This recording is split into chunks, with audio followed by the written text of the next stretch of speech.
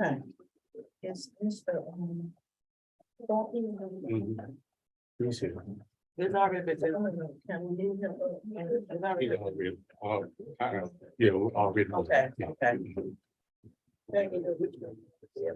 Thank you, I appreciate it. Yeah, already. I got some. Thank you.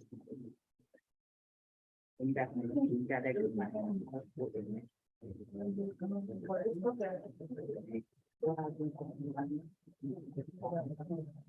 That's not true. I'll just come to the top. That was like 20.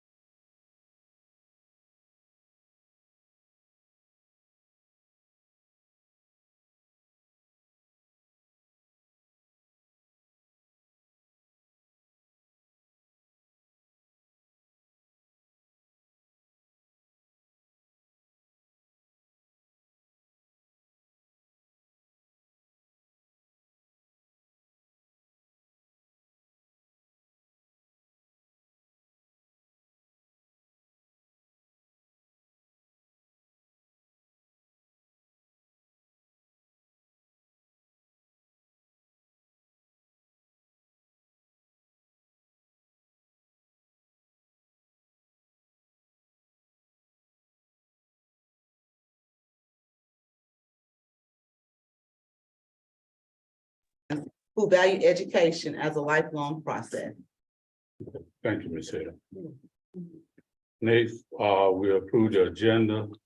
There are a couple of changes I'd like to make to the agenda. Microphone. Microphone. Microphone.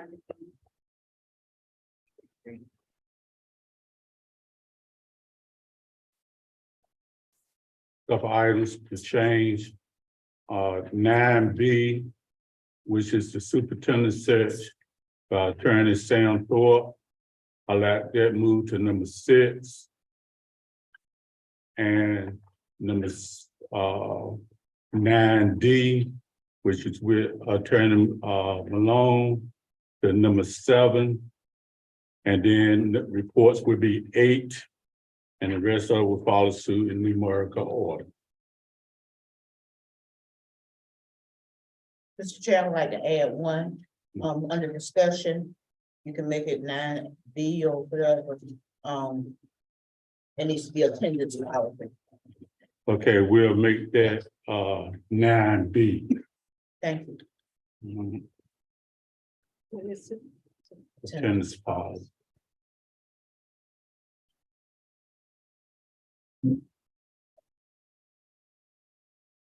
Okay, at this time is, Dr. Simon. Mr. Chair, from the county, we need an action following the finance report so that the county can request or draw down the needs-based public school capital fund dollars to pay expenditures for the new school project.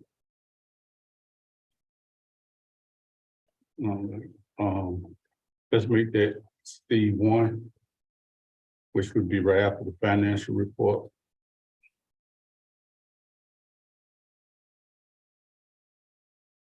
Mr. Williams, Yes, ma'am. can we table some reports tonight also on the agenda? Do you want to wait until we get to them or? Let's wait till we get to Okay. it. All right, that'll be fine. Okay, is there a motion? I move that we accept the agenda with the additions and changes. Second. It's been motioned by Ms. Robinson and second by Ms. Harrison that the agenda be accepted with the necessary changes and additions. All in favor, aye. Aye. All opposed, same sign. Motion passes. Next, we'll have our minutes. Proof of minutes. I move that the Minutes. September 26, 23 minutes be approved as written. The August and July minutes need work. I suggest that we go back and relook at the video and make sure, because the actions from closed session are not on the minutes, in the minutes. A lot is missing in the minutes, so those 2 months need to be revisited. September and July and 7/20/23, 8/17/23 revisited. 9/26/23 approved. Yeah, second. Second on September minutes. It's been moved by Ms. Robinson, second by Reverend Sykes, that the minutes be approved for September the 23rd. All those in, any questions? 26. But 26, excuse me. Are there any questions? All in favor, aye. Aye. All opposed, same sign. Motion passes. Okay, next we'll have Ms. Lee Easter for recognition and upcoming school events.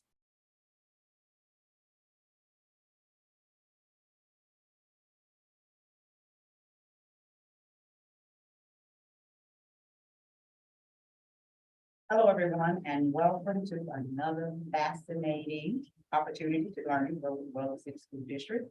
I have the privilege and honor once again to share with you some of the great things that have been going on during the month of October. At this time, Excuse me, Ms. Lee Easter, they can't hear you. The mic on. It's on now. oh, okay. Can you hear me? Can you make it? Can y'all hear? So they said no, they can't hear. Can you hear me? Okay. Again, hello, everyone, and welcome to another fascinating opportunity to learn and grow with Weldon City School District. I have the privilege and the honor once again to share with you some of the great things that have been going on in the month of October. At this time, I would like to start with sharing recognition and acknowledgement.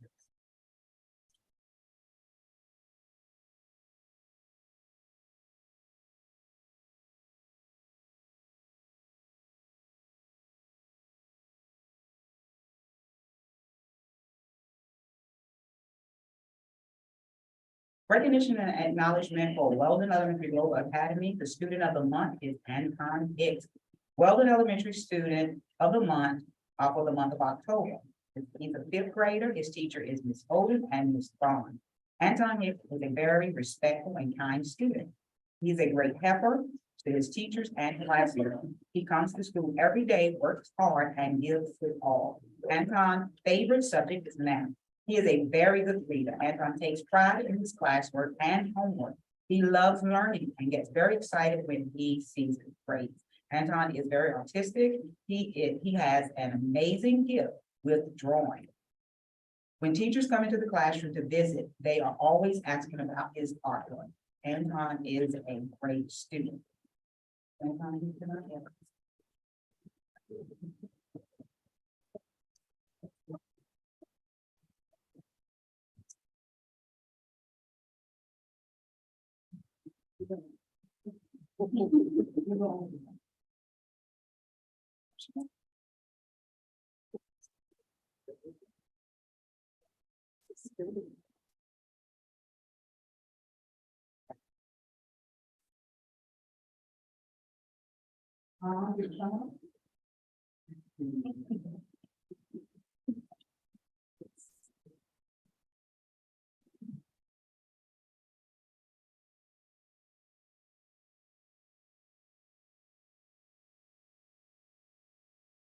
Mr. Wood, Mr. Ward, Mr. Wood, is he in here? Mr.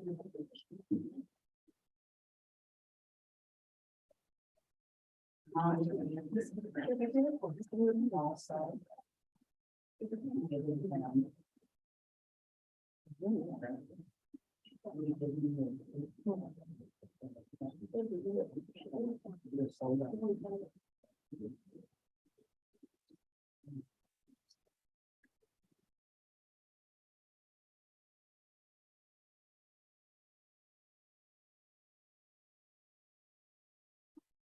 Congratulations.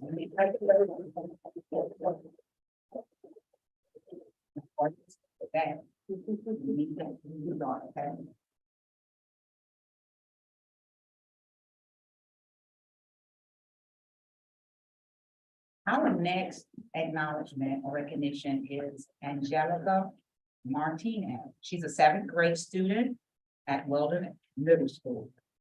Angelica walks the charger wall. She is an all-around stellar scholar here at Weldon Middle School. Angelica's grades are a true reflection of what a studious scholar should be. She is also a member of the AIG program. Angelica models positive behavior in and out of the classroom. Overall, Angelica's grades and behavior is the reflection of the student of the month.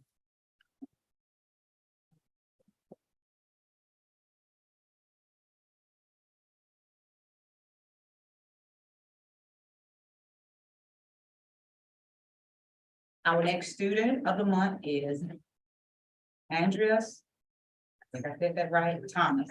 He's a 10th grade student at Weldon High School.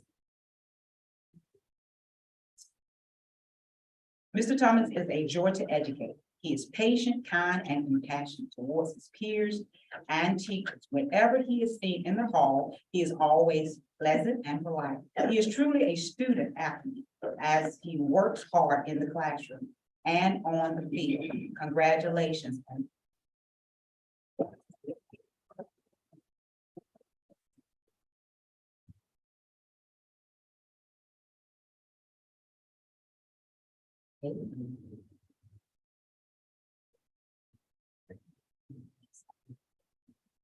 Mr. Tom, this is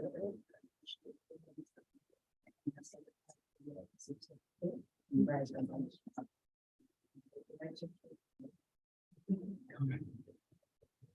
Your mom, dad, anybody see it? Anybody else see it? Okay.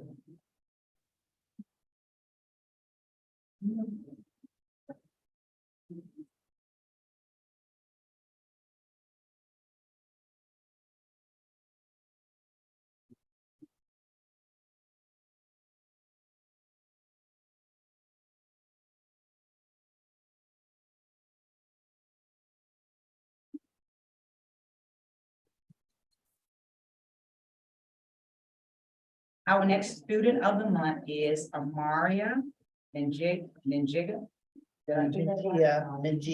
Miss Tia, thank you so much.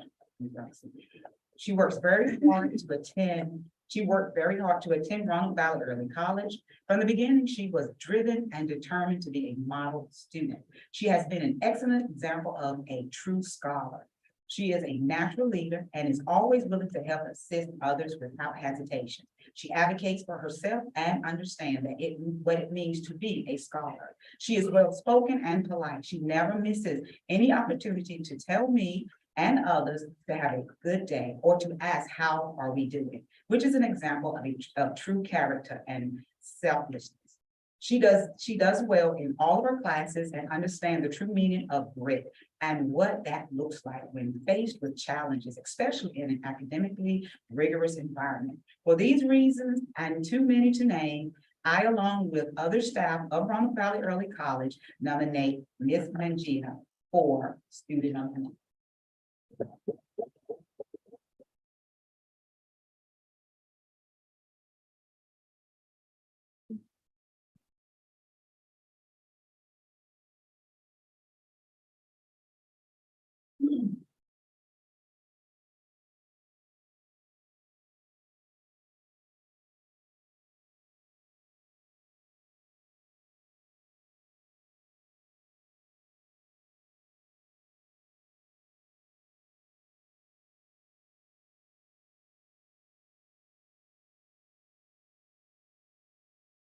Our next recognition will be our employees of the month. We'll start with Ms. Karen Taylor, which is a Weldon STEM High School Academy's EC teacher. Ms. Taylor is a dedicated professional. She always put her students first. During the day, she is in each class, not only addressing the needs of her students, but the needs of all students. There is no job too hard for her as long as that job is related to student success. And she does apologize, she could not be here today.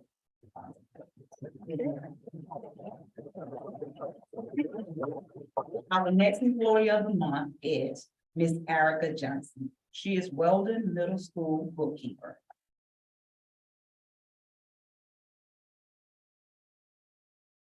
Erica Johnson is the staff member of the month for Weldon Middle School. She is our hardworking bookkeeper. She goes above and beyond her position. Not only does she keep our books and write our checks, she serves as the leader of our PBIS team, attends every game and event, and freely donates anything we need as a school. She also has great relationships with the teachers, administrators, students, staff, and slip into Mama Johnson mode to support one of our kids or if needed. Every one of our kids are if needed. Set them straight. Ms. Johnson goes way above and beyond for her position. And we are so excited to have her be our staff member of the month.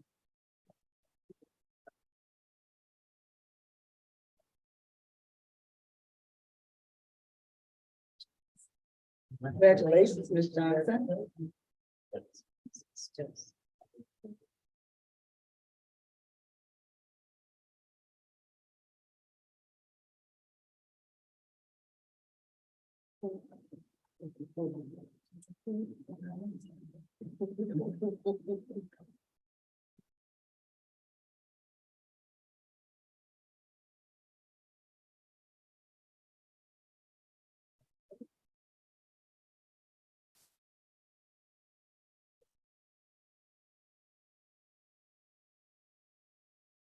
I want to thank Chick-fil-A as well for donating the biggest gift cards.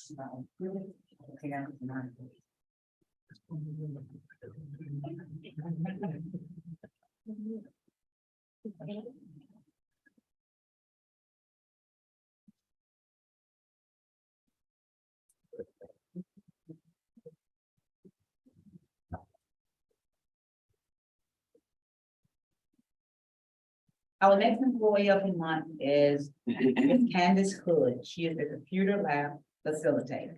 She has been a great team player this year as she has worn several hats. She helps wherever she can and does not mind going the extra mile. We are super excited to have her as one of our greatest resources. Her greatest focus is the success of all students. Let's just.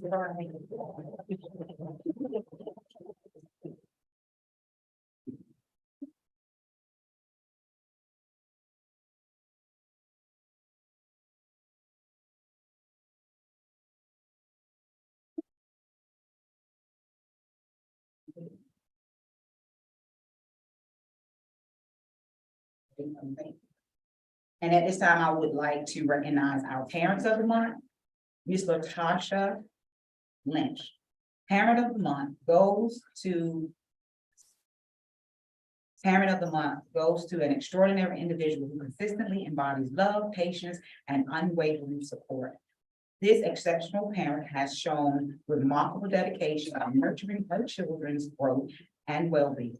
Her commitment to providing a safe and loving environment, coupled with their endless encouragement, sets an inspiring example for us all.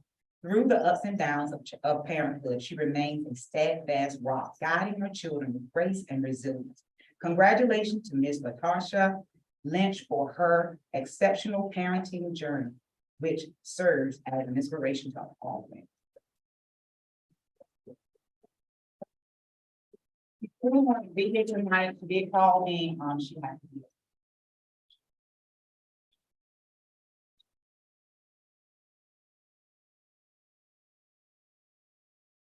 Our next parent of the month is Mr. Donald Richardson. Mr. Donald Richardson remains very supportive and active with Weldon STEM High School Career Academy. He often drops in and often assists. He has expressed future plans of working along with our staff in the role of a substitute teacher when time is permitted. Mr. Richardson has gone the extra mile, obtaining donations from his employer research and sharing them with our school. Although Mr. Richardson's child is a senior, we are very fortunate to have the opportunity to collaborate with Mr. Richardson.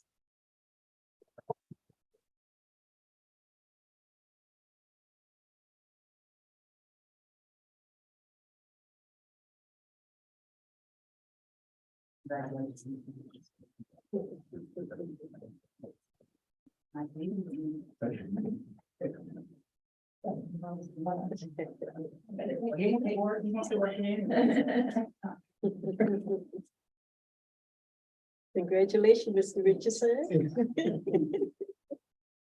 Mr. Richardson, do you have to stay on here with me? Yes, ma'am.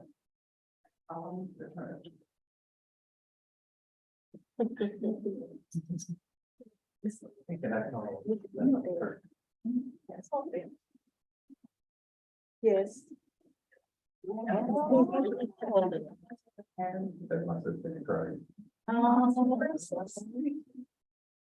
What's the happen?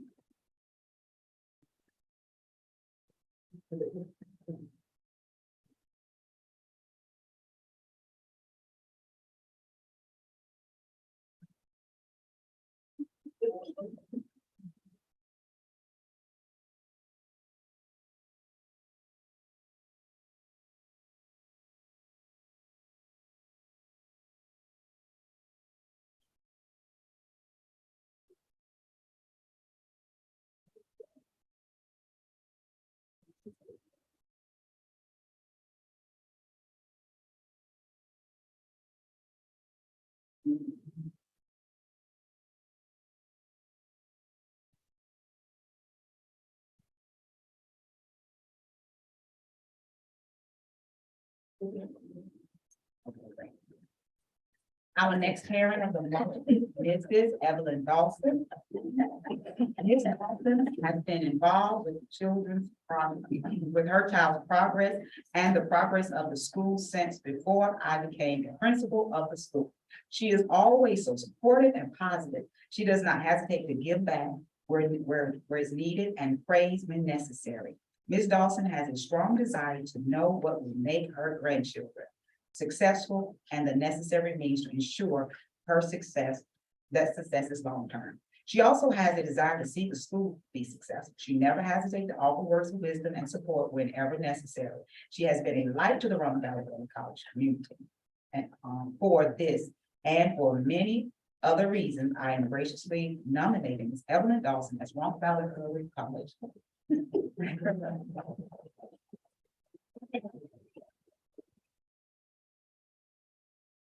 Congratulations.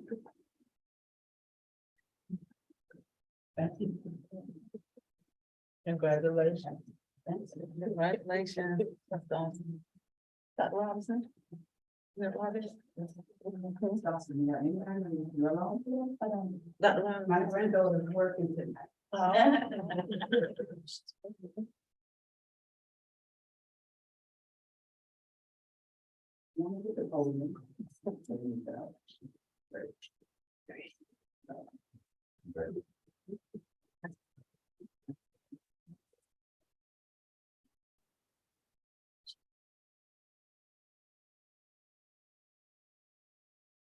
So it's time we move along to spotlight, the spotlight. We would like to spotlight a student from Roanoke Valley Early College. We're very proud to spotlight Courtney Evans, senior at Roanoke Valley Early College. She made a perfect score of 36 on the reading section of the spring 2003 ACT. Awesome.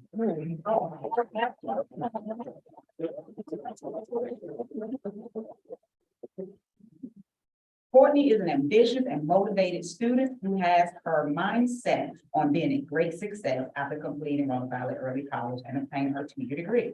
Her goal is to attend NC State and major in animal science to become a veterinarian. Awesome.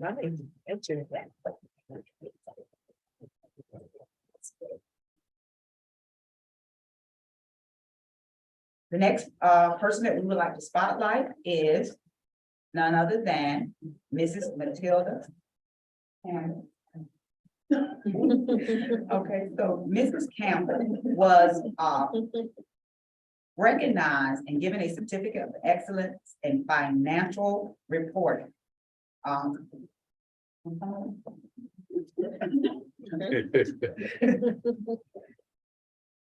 I'm gonna read just a little bit of the letter that was sent.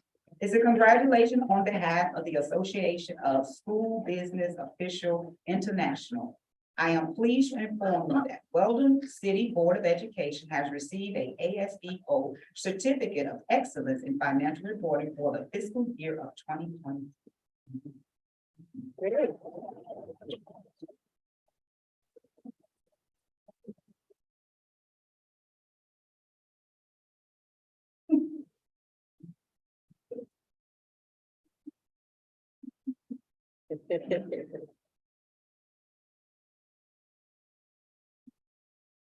And our next recognition, the spotlight is a teacher, Mrs. Annabelle Anderson.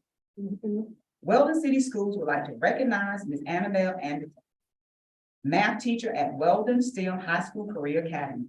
Ms. Anderson was recently selected as the North Carolina Council of Teachers of Mathematics Outstanding Secondary Mathematics Teacher of the Year, 2022-2023 school year. She received 1 year's membership in the organization and will receive recognition at the NCCTM State Conference in Winston-Salem, November 9, 2023. In addition, her name will appear in the fall 2023 issue of NCCTM Journal and on the NCCTM and North Carolina Department of Public Instruction. Yes. That's right.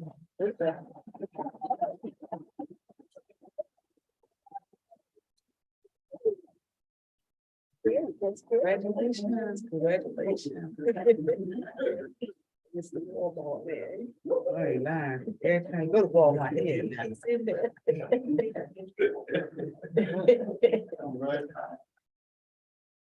It's the Walmart.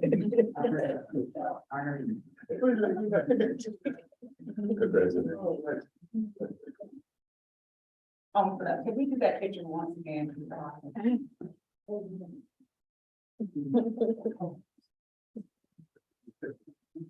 Yes, sir.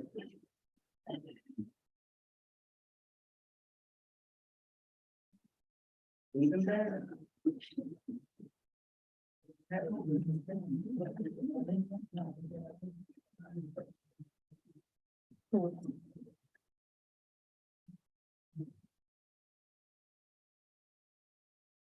Our events for the month of September, our homecoming events and our activities included a Spirit Week our pep rally, volleyball, pink out, which was a true success. The community came out, and that was an amazing opportunity to share with them and to just network with our community. Homecoming was awesome. We also participated in homecoming with the parade, the game, tailgating, and the after hours dance after the game. That was also great as well. In our homecoming events, we also had the homecoming court, which you will see here, our students that won homecoming court. And we had the Lady Chargers senior night, which was amazing. They challenged Rocky Mountain Prep, and that was 3-0. And that was their senior night, which you see that the seniors are here as well, and they are undefeated. So we want to give the volleyball.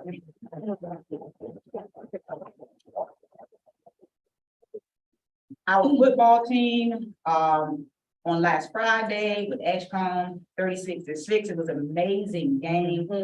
Those guys were really pumped up and excited. It was really good seeing them go out and do what they do. They did a great job.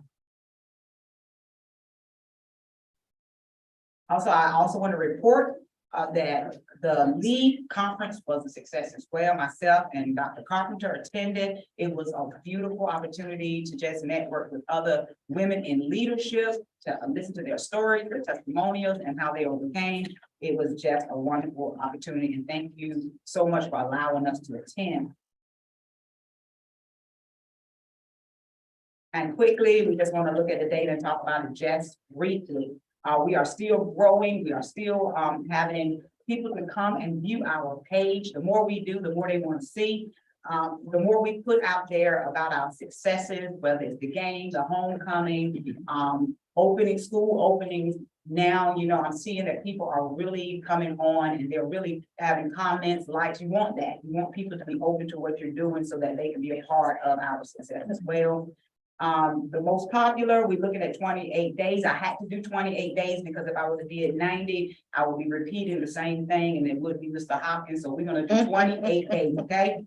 The 28 days, the most viewed and the most popular page has been the learning opportunity that was here at Weldon STEM Academy. People really enjoyed what was going on that day and how our students were learning and growing and finding out different things about the community. So that is in the last 28 days, that is our highest view and highest interactions with the internet. So thank you so much for your attention and your time. Enjoy the rest of the meeting.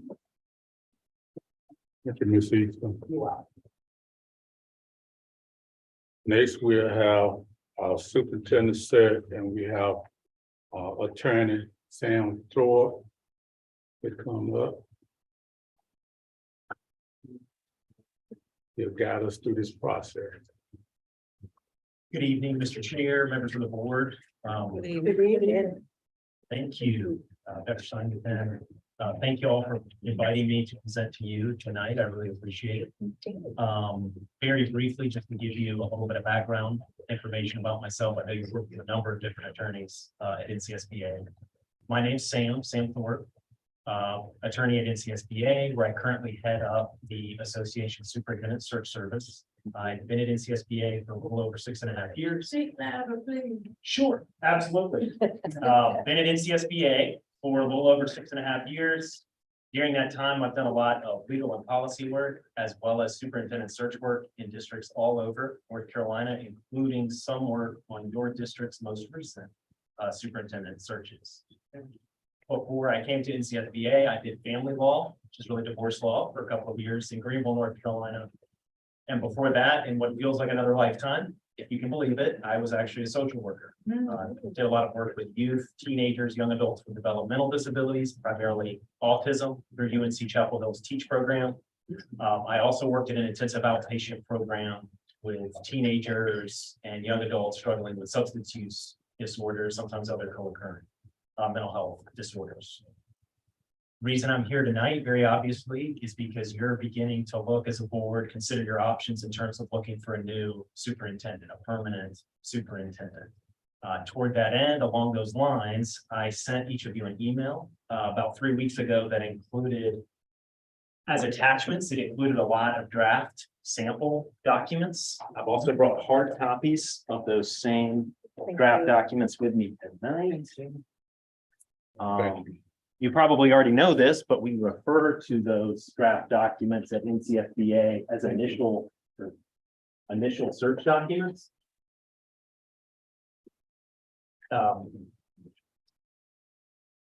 Basically, what the documents are ones that if you were to decide to hire us to facilitate your next search, we would need to get you, the board, to vote on and approve those documents in order to officially get your search started. But before we take a look at those or even discuss those, I also have a PowerPoint presentation that I can go through to give you a general flyover of what our search process looks like. If you're interested in that, I know that you've done some recent searches with NCSBA. I'm also happy to just answer any questions that you have about our search service. I certainly don't want to pressure you into making a decision tonight or pressure you into getting started any sooner than you want. Okay, I have a question. Yes, ma'am. If we decided to go with you Yes, ma'am. in helping us find our next superintendent, can this timeline be altered Yes, ma'am. somewhat? Absolutely. Okay. To what extent?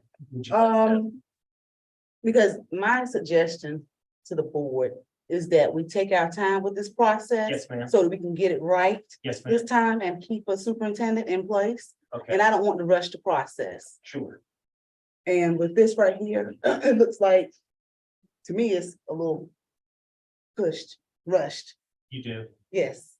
Because I would also like to have the community input on how they feel and what they feel that they would like to see in our next superintendent. Absolutely. I want all stakeholders, buy-in from all stakeholders for this next search. And so I want us to take our time in finding a superintendent, the right fit for Weldon City Schools. Absolutely. So one thing to keep in mind about the timeline is that the only fixed date in it, the only hard and fast date is actually the one highlighted in yellow, the application deadline. Okay. All of the other dates are flexible. And we're certainly flexible, and to the extent you're flexible. So why can't that be changed? The application deadline can be changed. Okay. I just want you to know that the only date that really would be fixed. Okay. In the timeline would be the application deadline, and the way to think about it is how long you would want to advertise. the Okay. dates. Right now, it's listed for 6 weeks exactly. We would start it on, assuming you made a decision. We would start advertising on Monday. The deadline would be the 4th, which would be 6 weeks. Generally, boards are advertising 5 to 6 weeks. One board recently, it's one out of, I think, the last 10 or 11 that we've done, advertised for 8 weeks. That's certainly something we're welcome to do. Okay. I don't know that it would impact the pool dramatically. No, but I won't allow, like I said earlier, I would like buy-in from the community and all stakeholders at this time, for this next search. Right. And so I would like for our district to also have like town hall meetings Mhm. for their input. To, allow time for those things to take place. Absolutely. So what we offer to do is to do the surveys. I know. Online feedback, but you're absolutely welcome to host any kind of information sessions or special public comment. Yes. That you can have at your regularly scheduled meetings. Anything that's board led and board initiated is usually better attended. Yes. You get more in terms of numbers and more in terms of candid content, in terms of the feedback. Question.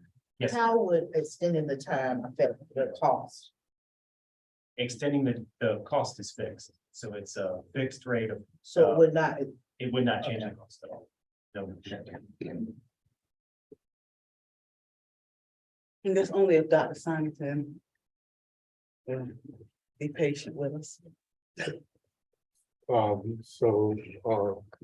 a board, would you like to see the PowerPoint, or are we satisfied with asking the question?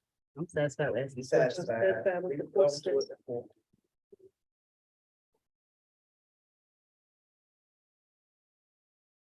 So board members, so I think the first step would be just to decide whether or not Decide you'd whether you're like gonna to use us use to do the search. NCSBA. That would be the first decision requiring a motion I'd like to and make a- action. I'd like to make a motion to hire the NCSBA to conduct our superintendent search for our district. Second. It's been motioned by Ms. Hale and second by Ms. Robinson that we approve NCSBA to do our superintendent search. Are there any questions? Any discussion? And all in favor, aye? Aye. All opposed, same. Motion carries. So Attorney Thorpe, Okay, so if you'd like to go ahead and get these initial docs approved tonight, Then which ones? the ones in the folder, Okay, in order to actually launch your search, we'll need to get you to. and like the online advertising and all Just like that. the I was about to ask about that. I got them in hand, okay. So the first document we need to look at is the one you were asking a question, All about, right. which is the timeline. And the date that I need approved is the application deadline. One way to extend the timeline would be to extend that application deadline by at least a couple of weeks. Yes, Um, 8 weeks. Y'all like the 8 weeks? I do. 8 weeks. The issue I think we run into is it would be close in time to Christmas. Christmas. And so we may be processing the applications over Christmas and not That's meeting fine. until January. That's fine. That's good. That's fine. And then refresh new year. Another thing to think about is just the flexibility of your interim. I don't know if y'all have had any conversations about that. As in if the timing would impact that, but we could have those conversations as we went through the search. let me say that with the search. Basically, I believe that anyone that's gonna interested in the position. They would do it within 6 weeks. I think they carried out 8 weeks, but just prolong it, and not only that, with the timeline. You would give the board your recommendations or the applications December the 8th, which means that you will have the month of December. We have the holidays to review those applications. In terms of time, we wouldn't be pushed. So I tend to think we need to stay with the December the 4th timeline so we can get those you can get the information to us. And we can review it, because once it's pushed and you had to do it during the holiday period, it's going to be January before we get it, and it may take a month for it to review. That's what it's saying here, though, up here, January 3rd through the 8th, meeting for initial interviews. Yes, but if you move the registration, the application deadline from December the 4th and push it back, then these other dates gonna have to change. So the dates would change by about 2 weeks. If we move the application deadline by 2 weeks, we can pretty much move all of the dates right about 2 weeks. I would adjust the timeline accordingly, but that's about how much it would move it. Instead of scheduling before the Christmas holiday, instead of scheduling the interviews, you would get the applications and then review the applications over the holidays, and then we would meet in January to schedule the interview. So it would delay things, but it would not delay them by more than 2 weeks. We're obviously happy to advertise. It's really at the pleasure of the board. So the question is, do you want to advertise for 6 weeks or 8 weeks?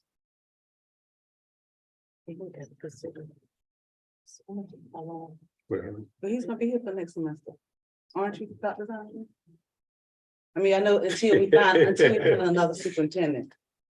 So technically, I am 6 months. Right. Mhm. January. January. Okay. 6 We're gonna be tomorrow on this anyway. You know, we could extend it to the 11th and have the applications to you by the 15th at the latest. And that would give you a full, right about 2 weeks over the holidays into the new year, maybe a little bit more than 2 weeks to review the applications. And that's sort of an in between, that's 7 weeks. Would that be, is that more of a compromise, maybe? Since the board,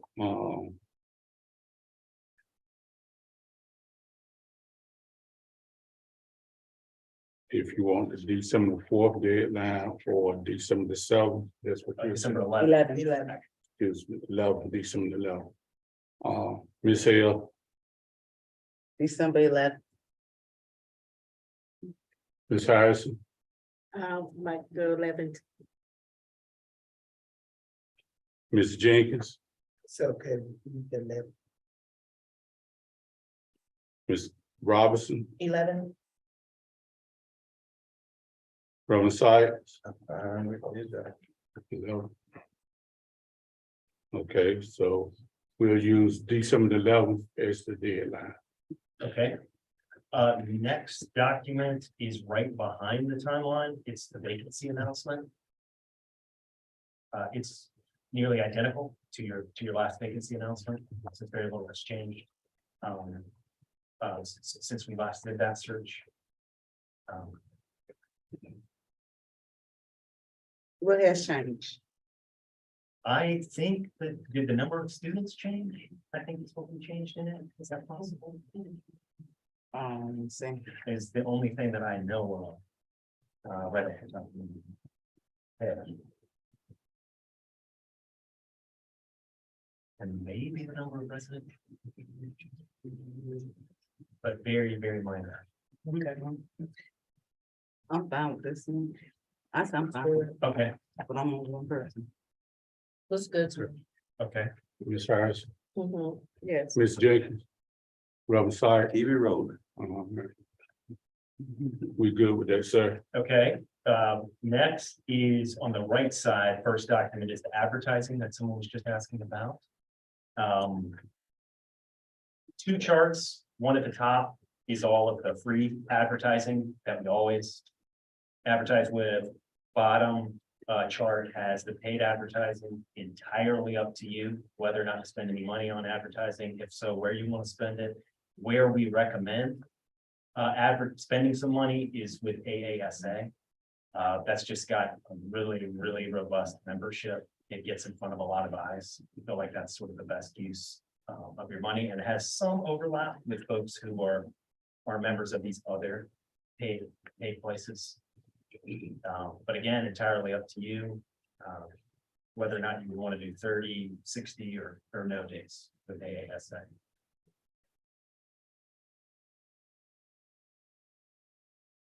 Do you remember what we chose last time? We did the top, the freebies. That's all free, that's it, we didn't pay for any That's other correct. addition. You did all freebies. Okay. No, we did, right? We I did thought we pay- did. That's what I thought we One did. time Which one you was did, it, 30 or another time you 60? did not. I know we paid. Yeah, we did the AASA, 30 days at least, I thought. We did that. We did the National Alliance of Black Black School Educators. Educators. And I think we did the American Association of School Personnel Administrators. My memory serves me correctly. We chose 3. And would you like to do that again? Or Personally, I wouldn't. you would not? No, I would not. Not do any pay? No, the one in red, that was the top one the last time, but we chose the additional one. So I would, if we're gonna do any advertising, I would say just with the American Association of School Administrators, and That's all? Yeah. Okay, just let it be. That's Okay, me. just let me check the whole board. okay, sure, absolutely. Uh, I understand. Ms. Hill, All right. I would do the American Association of School Administrators, because you said that a lot of the other ones that's listed up under it are, There's touch some upon overlap. It's some- possible to know what some. extent. and most people, I mean, we automatically gonna go with the free, all free. Of course, yes, ma'am. And I would say the American Association of School Administrators, and I would just do it for 30. let's just get the association to come back to the Okay. time, okay? So we won't have 2 things going on at one time. Ms. Harrison, Yes, American Association of School Administration. Ms. Jenkins, I'm good. Ms. Robinson, I'm good. Reverend Sykes. Keep it moving.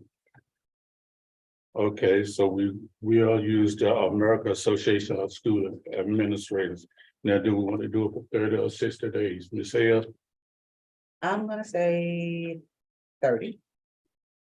And when I say 30, I would like to do it in between. In the middle. Yeah, We'll try to do it That's- right about in the middle. That's my, Thanks, that's my suggestion. Okay, Ms. Harrison, 30. You want to do it. Start. Ms. Jenkins, Third is good. Ms. Robinson, 30, midway. Okay. Brother Sykes. Good with it. 30. Okay, so we want to have advertised for 30 days and, and the sound of right in the middle. By in the middle. Yes, that's exactly what we do. Okay, just two more to go. So in the green, handout is the sample application. Most of it's generic, as you know, at this point, in terms of work experience, education experience, licensure, et cetera. The only areas where there's room for customization, though most boards are just taking this application as is. Vast majority are pages 9 and 10 with short and long form essay questions. Most boards are choosing to wait to customize questions for the interviews. So they can get live About the same responses and ask follow-up questions. Obviously, if you want to change those 2 pages, we can. But it's perfectly simple to keep it as is, if you would like. It's up to you. Ms. Hill, I would say omit number page 9 and I think leave page 10. Omit 9. Yes, No short essay questions. no, Oh, okay. and How does the rest? yes, As long as the majority is okay. Ms. Harrison, When number page 9, 9, page 9. because like you said, most of the questions that we usually ask are up there. But I know in the past, when we read these, we at least get some background on how they feel. We would create customized or with your help, would create customized interview questions that are very different. Okay. ideally, than these. We'll just Right, leave I it in. say keep This it, is Read what it, you- everything. keep it like it is. Yes, okay, Ms. Harrison, I say leave it like it is. Ms. Jenkins, Ms. Robinson, ditto. Brother Sykes, Yes.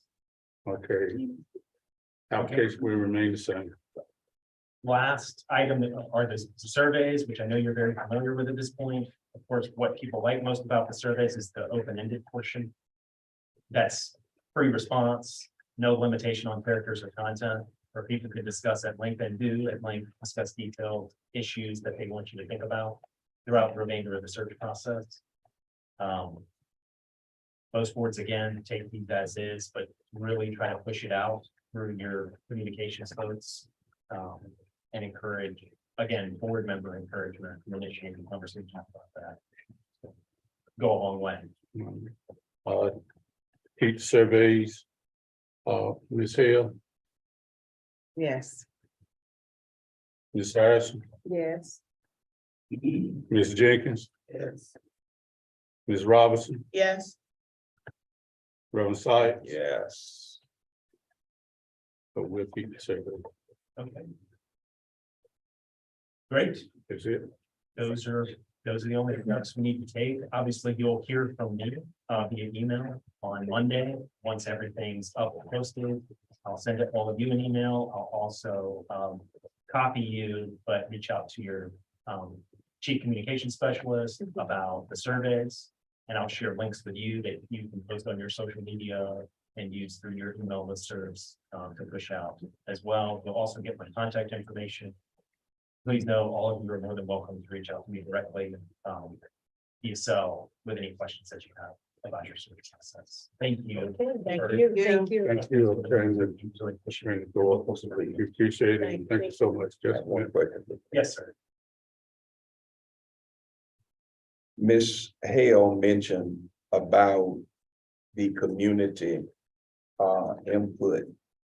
And what I would like to see is during this process, before the application deadline comes, that we have a night or a day, or however it is, where the community could actually come to provide another avenue, not just online and, doing it, but they could actually come and fill the survey out in a special board meeting or community input, however we want to call it, where they could actually have tangibly the survey, fill it out and turn it in. Right. At the end of that particular meeting. I would love to see that happen this time, if we can facilitate or arrange that some way, form, or fashion. Because everybody's not going to go online. Right. They're not going to do that, but if you provide some avenue where they can come to you and do it in person, I think we will probably get a little better feedback. So we don't facilitate in-person forums. We would try to come and attend to take some notes. Right. If we're able. We've done any number like 10 and 11 different types of forums, but we found those aren't as heavily attended as community hopes for, just because people want anonymity in terms of giving candid feedback. The only thing I would encourage you to consider, and I think it's a great idea, if you want to have an in-person forum, you should, and have it at a time of day that's accessible for everybody, Sure. as accessible as possible.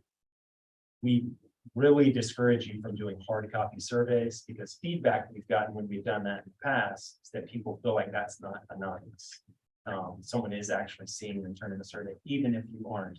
And I'm sure boards haven't looked at or tried to marry up who turned in the survey with actual comments. The other is, it's sometimes extremely hard, if not possible, to read the handwriting. And we don't want to leave out someone's comments who actually filled out the survey, which we do end up having to do. So as an alternative, I would encourage you to have it somewhere like a media center where you can allow internet access and even have the surveys pulled up that folks could go have some folders up or something so they can fill it out at least anonymously. And that can be a happy medium where It we is. do that, but Or a hotspot. you're right. sometimes do. I guess what I'm driving at, when people come to our board meeting Right, for public forum, right, which they're entitled to do that because of That's open correct. meeting laws, that's right, I think it is just as important. And it is imperative at this juncture right. in Wayland City Schools, Board of Education, life and history, that we would actually provide that space and opportunity Sure. for public forum to come. So community members and stakeholders, they will feel like it was not just The board. online or Right. something that way, even though we can provide that, but they actually come. If they can come for public comment, I think it's just as important that they come during the superintendent search to state their concerns. And like you said, that can be a happy medium. We can set something up where they can go online or whatever, and it can be anonymous, like you said. But I think we need to provide that so the community will not say the board didn't listen or the board didn't do this. And if they don't come, that's on them. But they can't say that we didn't provide it An opportunity. as the board, an opportunity to actually come to the podium Right. and speak and for us to take notes. That's And what I and would. one way that boards have addressed that is by setting aside a special public comment period at a regularly scheduled board meeting. Right.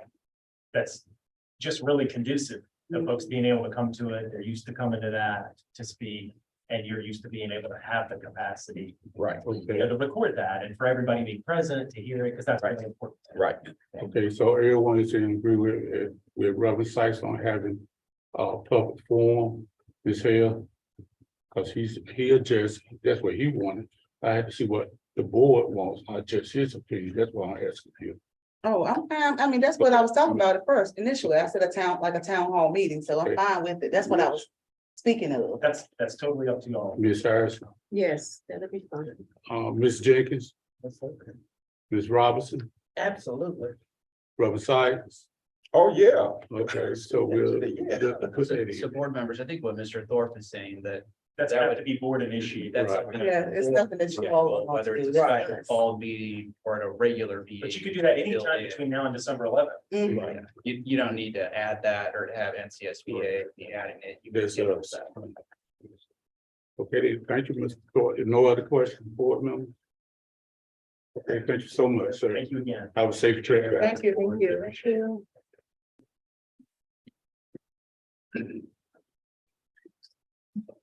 Dr. Sanders, Good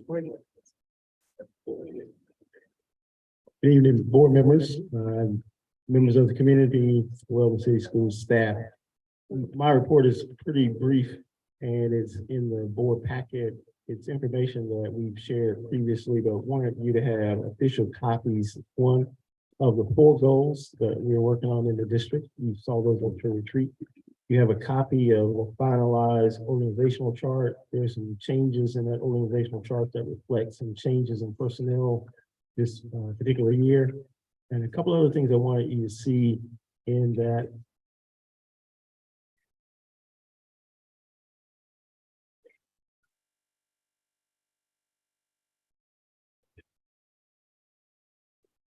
Chair has pointed out that I jumped ahead on the agenda, so I apologize. So we'll finish. Next, so just very briefly, you have documents. There are goals and strategies that we're working on. Want you to know that those align with the work that you're going to hear more about from Dr. Carpenter and the principals in terms of our response to results from 22-23. What I was supposed to say is that the next agenda item is discussion about the construction management at risk. And so we have Attorney Malone on the line, and we have others here to present and share with you information about the process if they would come up. Al and Mr. Hall. Yes. Good evening, board members, superintendent. I think you have an outline of the presentation. It's really just talking points and the information we received tonight. And so I'm going to walk through this. Attorney Malone. Let's His piece, Mr. Bowen, the ratio is here, and just a reminder, I'm Bernard Hall, the CPM, the owner's representative in the new middle high school. Just as an opening statement, I will say what we're going to share with you tonight was one specific piece of this project. And I would step back and say the overview is today is October 19th. What I'm focused on and an advocate for the school system is getting us to April of 2026. 924 days from today, which is when we are looking to see a brand new campus where we're sitting this evening. So again, one specific piece of this process is called the delivery method. It is simply how your relationship exists with the contractor that is going to be doing the work. Ratio, Mr. Bowen brought this forward a while back. We've had some discussions about it. Myself, Mr. Bowen, Mr. Malone. So tonight is to just walk through the details because this does require board action. So that's why we're here. That's who's presenting. Mr. Malone, can you hear me?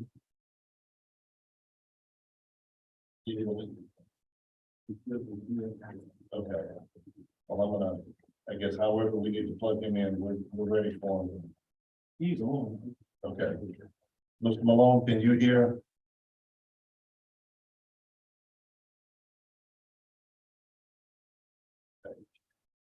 We need to do that. Get a live connection. I'm texting him right now. Okay.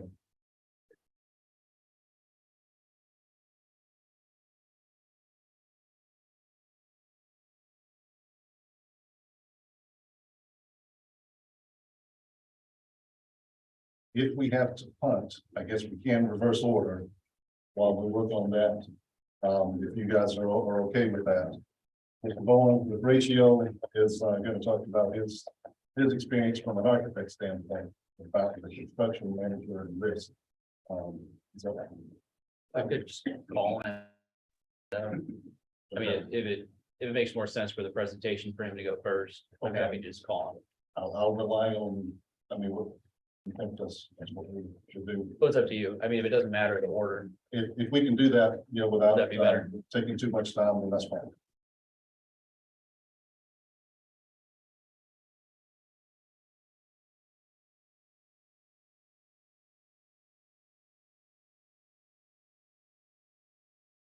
hey, we're having some tech issues on our end. You mind if I just put you on speaker and hold you up to a microphone? Okay. All right, Rod, can you hear us? Yes. Oh, we're not gonna be able to. Mic on. But it's going to out there in cyber land. You're supposed to be able to hear something here. On that right there. There's the phone on the weekend. I'll just. Yeah, just.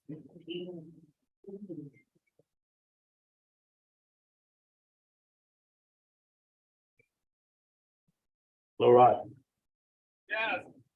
Say it again. Test 1, 2.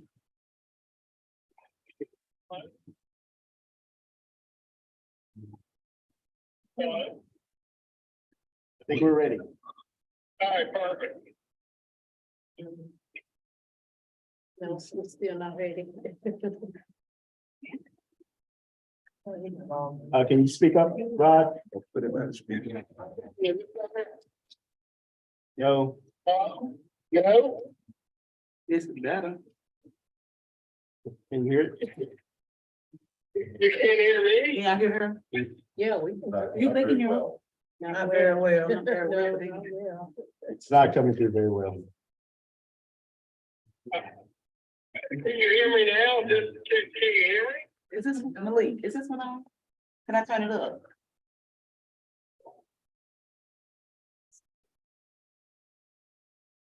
Were you able to connect the Zoom?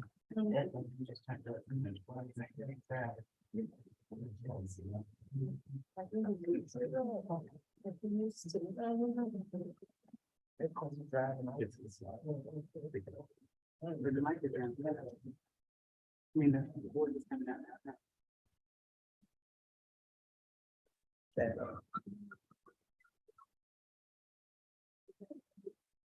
Chairman Malone, can you say something? Okay, is this better? Can you hear me? Okay, we got, we got better. All right.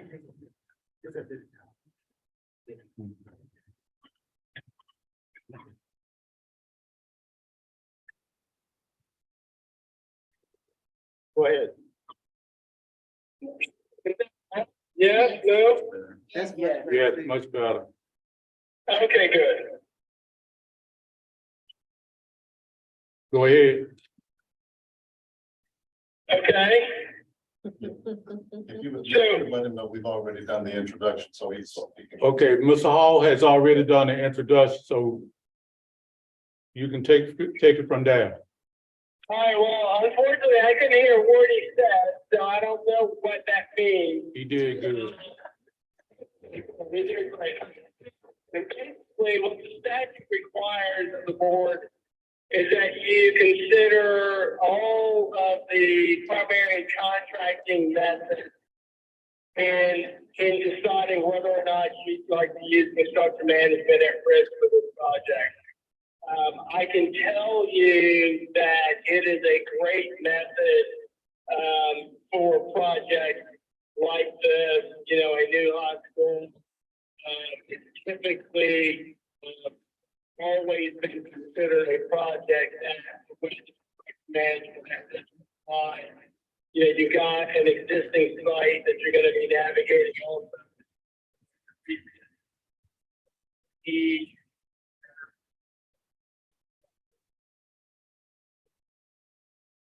The key, I don't know if Mr. Hall or anyone has walked through the other options, but basically, you know, and I think during the PowerPoint, you would take a look at, we would walk you through single prime bidding, which is good. I mean, it's certainly a good, viable method for the construction of a school, but in the environment that we're in right now, it's probably not the best method available. But you have single prime bidding as an option. You have design and build, which at this point is not really a viable option for this project because you're already kind of under design. But that's one of the other options that would otherwise be available to the board. But here, we believe construction management at risk is the best option. It allows, what happens in the construction management at risk is that you would hire construction managers sooner than later. One of the things that they do is that they immediately kind of begin working with the architect on the design of the project to help with budgeting issues. They're able to give your architect kind of updated budgeting information and pricing through what they're seeing in the subcontracting market. The other thing that they do that's really helpful, especially in kind of this part of the state, is that they immediately start to solicit and look for subcontractors. It's always hard to get subcontractors in certain parts of the state, and by being able to start early and to recruit good subs, one, it increases the use of your local subs, but two, it also increases the overall number of subs that are going to fit the project. The other real benefit that many others find from construction management is the increased use of small and minority businesses. I'm not sure from your policy, we have a minority goal on being at risk. We've traditionally been able to do much better than that goal in the use of small, minority businesses. So that's another good reason to consider this model. And most importantly, and what most owners find attractive about this model is that you get to select the contractor that's going to oversee your school based upon qualifications instead of being based upon the low bidder. And while there's some flexibility in single prime to reject a low bidder, you don't have the complete discretion that comes from construction management at risk and being able to select someone that you believe to be the best qualified contractor to build your building. So those are kind of like some of the highlighted points. I think one of the other things that I guess I would go back when I talk about budget for a project like this is when you've got limited funds, that's also another good reason to use a construction manager. And working with the architect, they're able to make during the design phase decisions to help keep the project in budget. That you may not find out that you're way out of budget until after you bid the project. Otherwise, then you may have to make decisions that aren't always the best decisions to try to get it back in the budget. But make them the architect and the able to make better to keep the project in budget. I think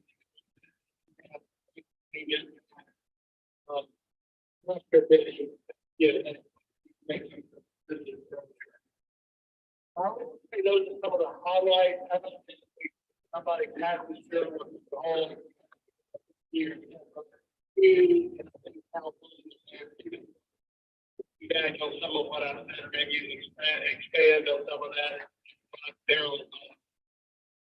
Yeah, I'd like to add a couple, Ryan. You hit most of the highlights, but one of the other real advantages of the CMAR approach is that because you bring them on during design, they can go ahead and issue some early procurement packages for long lead items. So right now in construction, there are a number of products like electrical switch gear, some of your underground storm pipe and water pipe that are taking, because of the amount of construction going on, that are taking a long time to get. And so, Tell them how long, when you say a long time. well, in the recent high school that Bernard and I worked on, I believe it was under construction for 2 years, and they got the electrical switch gear. It was really just 3 months or so before the opening of the school. So that doesn't leave enough time to do the project, and that's improving. But obviously, if you can bid it early, we can eliminate some of those issues, because this project to construct shouldn't take more than 18 months, but you can only build it if you have the material there. So if it takes 18 months to get your material, well, it's going to take longer than that to build it. So that is one of the biggest reasons we like to go to this method. The other thing is, I believe, and Ryan, correct me if I'm wrong, but I think it was around 2006 or 7 that the NC state legislature approved the CMAR method for use on publicly funded projects. And my first CMAR project was in 2007. It was a school renovation. Since that time, so that's 16 years, I've only had one new school or major renovation project that didn't go to CMAR, that went design, and that was about 5 years ago. All the other 30 or 40 that I've done since that time have been using the CMAR risk method. And that's because a lot of, since that became, one of the delivery methods allowed, a lot of your best general contractors have moved to that delivery approach, and they're only going after that kind of work. So it's definitely recommended. Another reason that I really like it is I think during the warranty period, there's more accountability and kind of involvement from the CM. They're more of a, because they're hired during design, they're more of a team player with the owner and the architect, advocating for the owner with the subcontractors, whereas on a hard bid, a general contractor who on bid day is just the low bidder, he's advocating purely for the subcontractors, and it can be a little more adversarial. So those are, along with the reasons Rod mentioned, those are some of the reasons why I really like this delivery method for the Logan High School middle school project. I have a question Yes, ma'am. now. Would that fall up under your job as well, the owner? Well, no, it's a contract, so just like your delivery method, it'd be a contract direct to the Weldon City Schools. And what Bernard does is he's acting as the owner's representative. So the owner needs to have somebody who comes to the table, goes to the job meetings to make decisions on behalf of the owner. The CM is basically replacing the general contractor in the design build method. So he's your general contractor. He just doesn't self-perform any work. He subcontracts it all out. He technically is all of those subcontracts. Question. I have a question. What's the cost? So there's no kind of real way of answering that, because that's all dependent on too many variables. In general, what we see is on bid day, CM at risk should be a little more expensive because they pre-qualify all the subcontractors ahead of bidding. So you have fewer subcontractors who weren't qualified making mistakes and defaulting that. So you usually see a little bit of an increase there, but most owners who have gone to that, like a lot of the school systems in the state who build a lot, and all public entities who build a lot, have stuck with it because they say that they see over the life of the project reduced costs because they have fewer issues with, construction problems, warranty issues, all that sort of thing. And Rod might could speak to that even better because he deals with problems like that when they come up. Well, I guess my concern is how does it fit in our budget? Yeah, So and any other things that's gonna pop up? choose, you're gonna have a contract for a certain dollar amount for construction. Either method. Because one is the design build and the other one is the C. One is design bid build, Build, and the other is CM at risk. Design build is yet a third method, but as Rod mentioned, that's a method where you'd have needed to decide at the very beginning of the project, you would do that, because in that case, the architect works for the contractor. So you hire a contractor, they hire the architect. So that's a completely different method that only recently became approved by the legislation. So when you hear the term design bid builds and single prime, those two are synonymous. Same thing, right? Right. But it's the other one now, design bid, what's the other one? So the other one. Okay, great. At risk. Abbreviated. That's what we're talking about. Just a minute. I don't know. There could be any, because this is my first time hearing about this. So are there gonna be any other things that we're gonna need throughout this project in terms of people or hiring individuals to help move this process along? Yes, short answer is yes. And- I will be working with staff to cover those things. There are things such as typically hiring materials testing company, especially an engineering company that's going to check the quality, for example, of the concrete that's being poured as an example. So yeah, there are other costs, and I've had discussions. We're having discussions so that I make sure Weldon City Schools has a total picture of all the costs that go into the project, because the construction contract we're talking about tonight is the biggest piece, but it's far from the only piece. So were these other pieces already built into the cost initially? Yes. So That we didn't know, I mean, so that in the- what was not in privy. the global budget that I've shown previously, there are line items in there for surveying, testing, that sort of thing, and for owner contingency that cover a lot of those things. And so as you recall, when we presented last time, we were over budget. But we know that the legislation has now passed. There's gonna, But the it- guy is gonna put out the opportunity for But it's school in- systems such as yours that have already received the grant but haven't started construction yet to apply for additional funding, and I believe it's been bumped from 10 million to 12 million. I have recently heard that that is actually, the paperwork is gonna be in place in January. And the process will end in June. That doesn't mean they'll wait till June necessarily to award. So that's, I've only found that out this week. So we want to be prepared in January to submit our application and probably with Bernard and whoever from Weldon City Schools will work with us to submit that. And hopefully we'll get awarded very soon after that. They won't wait the whole process is finished in June, but even if they wait until then, that'll still be before we start construction. So we'll know ahead of construction we got it now. Because we're gonna need that funding for borrowers. And if we get that, then yes, that will, one of the reasons we wanted that is to help pay for the senior risk and everything. We think it's super. Okay, but you said if, what if we don't get it? I mean, we're looking, we're being optimistic and looking forward to getting it, but what happens if we don't get that? So so everything I have heard is that this whole thing is set up for school systems such as yourself. So if the fact that it's passed, I believe you're gonna be first, one of the first in line to get it, along with some of the others in this area that have received grants. So I don't think that's gonna be the case. If it either way, if we don't get it, we're not in budget. So we've got problems, we got redesign. And that's what the legislature has realized, is that inflation was so high that these projects were underfunded. And so they put everybody in a position that you can't build the school you need with just $50 million. It just costs. So I don't believe that's going to be the case, but we will know before you sign before you award, sign the final deal. Now, from the CM risk method, you do a pre-construction contracts because they have services during design and during bidding, but that's a much smaller amount. But after the bidding happens, that's when the big contract comes in, and that's when we need to have that money in place. So we won't want to proceed with construction until we know. So we got that money That's right. locked in. And Also keep in mind, either method, bid day is critical, that these folks, the architects, as well as the if you did a CM, they're gonna provide cost estimates, but that is exactly what it is. It's an estimate.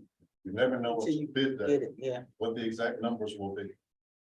So you can do things like bid, like if you want something extra, you're not sure if you can afford it, you can bid it as an alternate. So you can see what it costs, and if funds are available, you can accept it, if not, reject it. Yeah, so. Okay. Okay, go ahead, Mr. Malone. So I'm having a lot of trouble hearing what's been said. But was there a question for me that I can answer? The earlier question was about the cost of the model, CM or design bid deal. So it's a question to answer because there are people that will say that CM at risk is more expensive.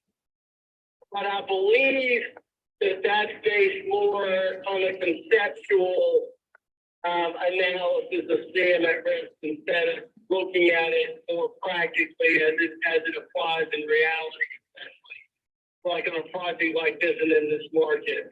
I think that the reason that I think CM at risk is less costly overall to a project like this is that you've got a capped budget, and what the CM will be helping you do through the architect is make sure that the work will come in within the budget that you've got allocated for the project.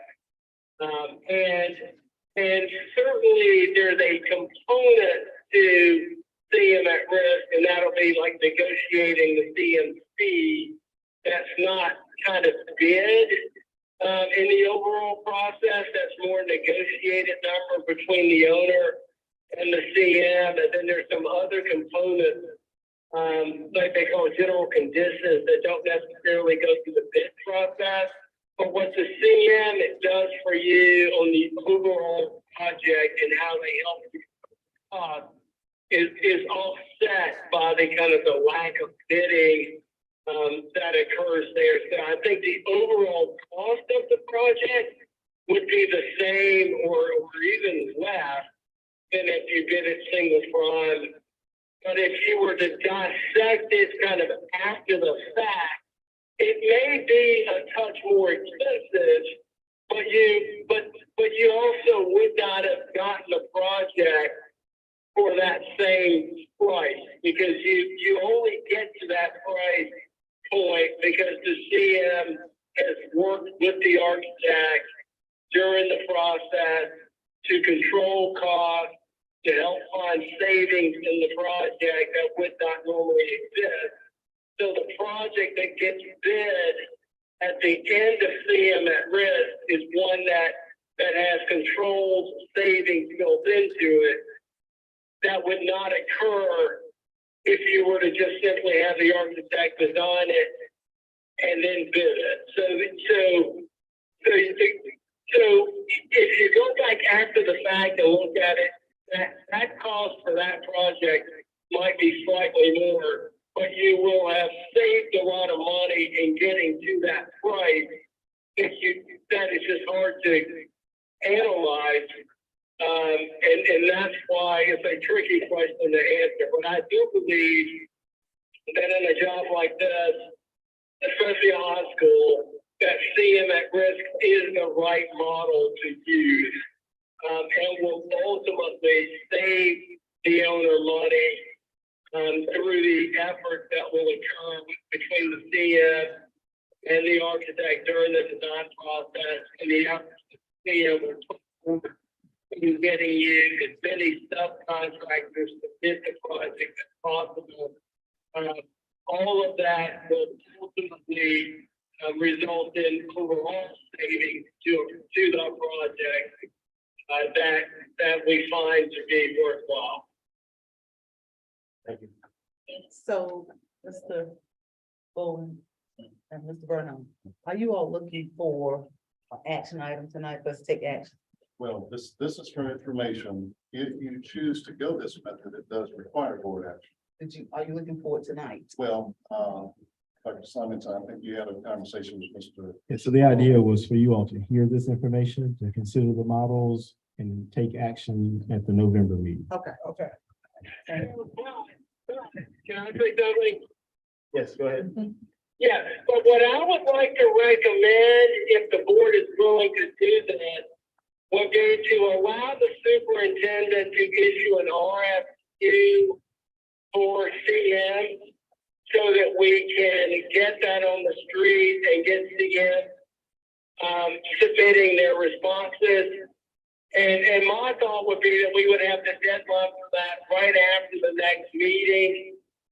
So that if you decide at the next meeting that you want to go in this direction, we'll already have RFQs coming in shortly thereafter, so we can make a decision at that meeting and get someone hired sooner than later. Because again, as you've heard me say multiple times, and again, I couldn't hear some of the other stuff, but the sooner you get them hired and the more that they can work with ratio design phase of the project, that's where you've got a chance to get a lot of bang for your buck. So, given that the project's already under design, I think that if we could save 30 days, I'm not asking you to make a decision about CM at risk tonight in terms of whether you're going to do it, but I do think that if you could go ahead and let the superintendent issue an RFQ, we've got some samples we can get to him, and we'd have the date for the submission being a couple of days after the board meeting, so that if at the next meeting you decide to want to proceed, we could save some time and maybe get somebody on board sooner than later. That would be my recommendation, if you would be willing to do that tonight. Again, this does not commit you to use CM at risk. Yeah, and he just mentioned what I was going to say. Issuance of an RFQ, there's typically language. You're not committed. The companies respond, and you decide to do something different. You're not making a commitment to any of it. Okay, I'd like to make a motion for the superintendent to issue an RFQ for CMR. Second. It's been motioned by Ms. Hill. Second by Reverend Sykes. That superintendent be given permission for RFQ. Are there any questions? All in favor? Aye. All opposed, same. Motion passed. Mr. Chairman, in fact, just two other quick points to just so you'll have the information when I was mentioning to Mr. Bowen earlier about lead times. Lead times are in excess of a year for some items right now. It's kind of hard to accept that they're in excess of a year. So that speaks to exactly how long we're talking about. And the other thing is, if you go on the state purchasing contract website where all RFPs and RFQs are issued, you'd be hard pressed to find any single prime request today. Pretty much everything is CMAR. So that's evidence that of where the marketplace is going. Thank you very much. Thank y'all so much. Appreciate it.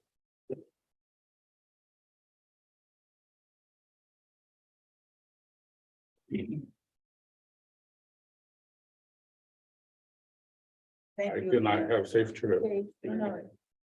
Okay, next we have superintendent's report. Executive report. Good. Okay, the end of my report. Just like to say happy birthday, happy anniversary to everyone. Trust that you will continue to support Weldon City Schools in any ways possible. And we are thankful for your support, and we ask that you will continue to do so. Thank you so much. Next, we have finance report. Ms. Campbell. Good evening, Mr. Chair, Superintendent, Board Member, Good evening. staff, and guests. At this time, I would like to present to you your monthly financial statements for the month of September. Starting with local special fund 8. Beginning revenue is $285,395.27. Total deposit for the month was $24,040.71. Bringing our year-to-date total to $309,435.98. Our beginning expenditures, $127,906.37. Total expenditures for the month was $48,875.03. Our year-to-date expenditures is $176,781.40.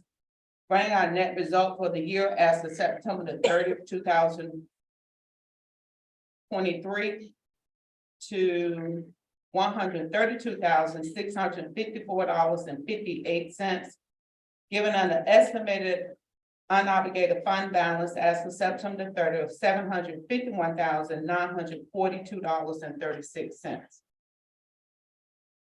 Current expense, beginning revenue is $207,857.58.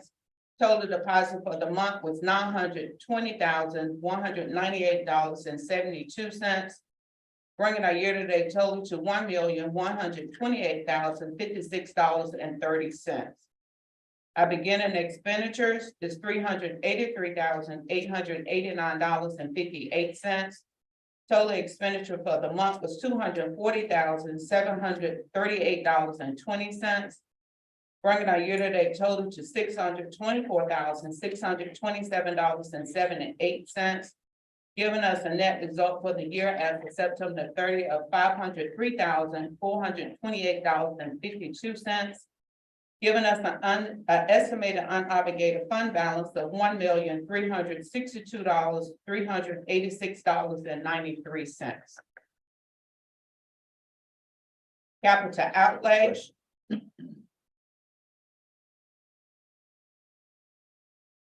The top expenditure, you know where I'm going. The supplemental tax, That was for the month of August.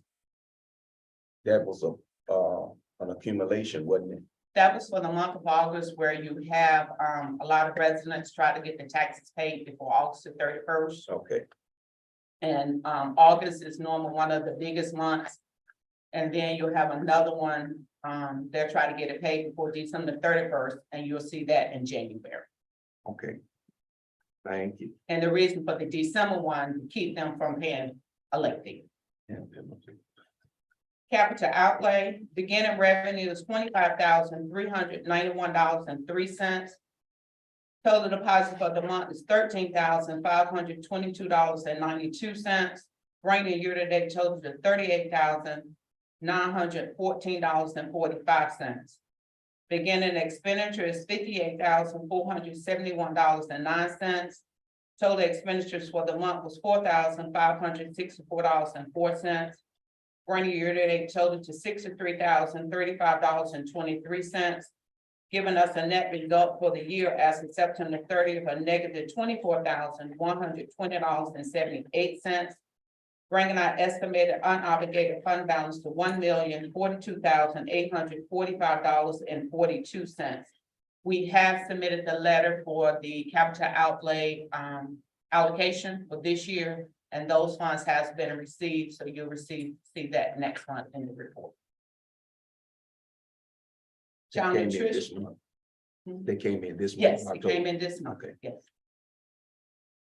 Child nutrition, beginning revenue is $76,596.63.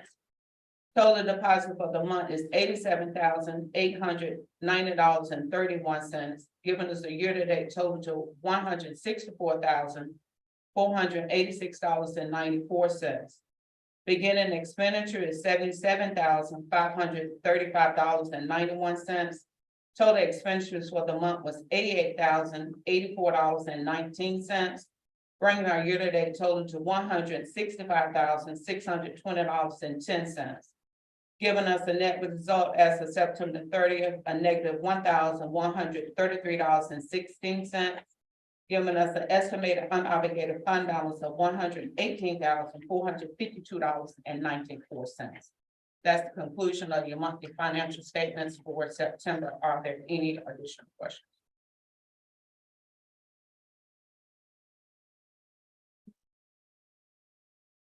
Budget amendments. Ask you to be patient with me. There are a lot of budget amendments. The reason for the amendments is a lot of amendments for this month. The state was playing games with us. They give us money, take it away, give it back, take it away, give us percentage back. So I was trying to stay abreast of all the allotment divisions that we was receiving with all the changes, with them trying to get the state budget approved. Next month, I may have even a lot next month.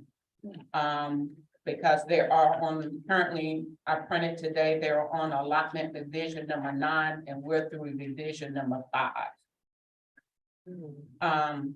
So now that the budget has been approved, they're trying to get all the money reallocated, giving us our initial allocations and everything, as well as the federal programs that we have submitted in our LDAT system. They start approving those grants in the systems, even though they have not given us any federal dollars for the new year, they are approving the grants that have been submitted. So just want to try to stay abreast so that to keep you updated and keep you informed of what's coming into the district. So at this time, I present to you for approval State Amendment 1, and I hope it's okay I do this through State Amendment number 5, Federal Amendment number 1 through Federal Amendment 9.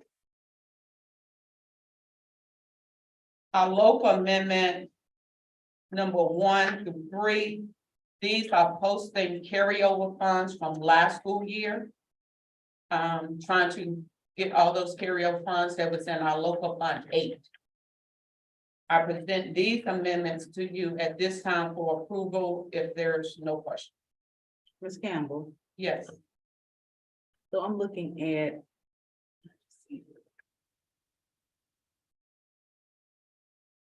The amendment for, I just saw it. Medicaid. I'm trying to look for it again, for what? It's in the Medicaid? local amendment number 3. Okay. Um.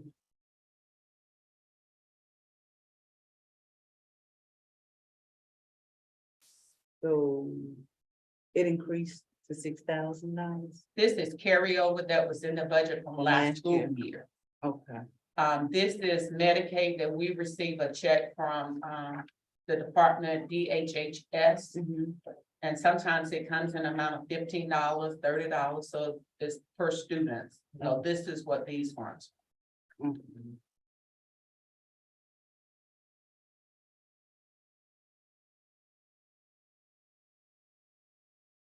Okay, no other question. Do we have a motion to accept the amendment?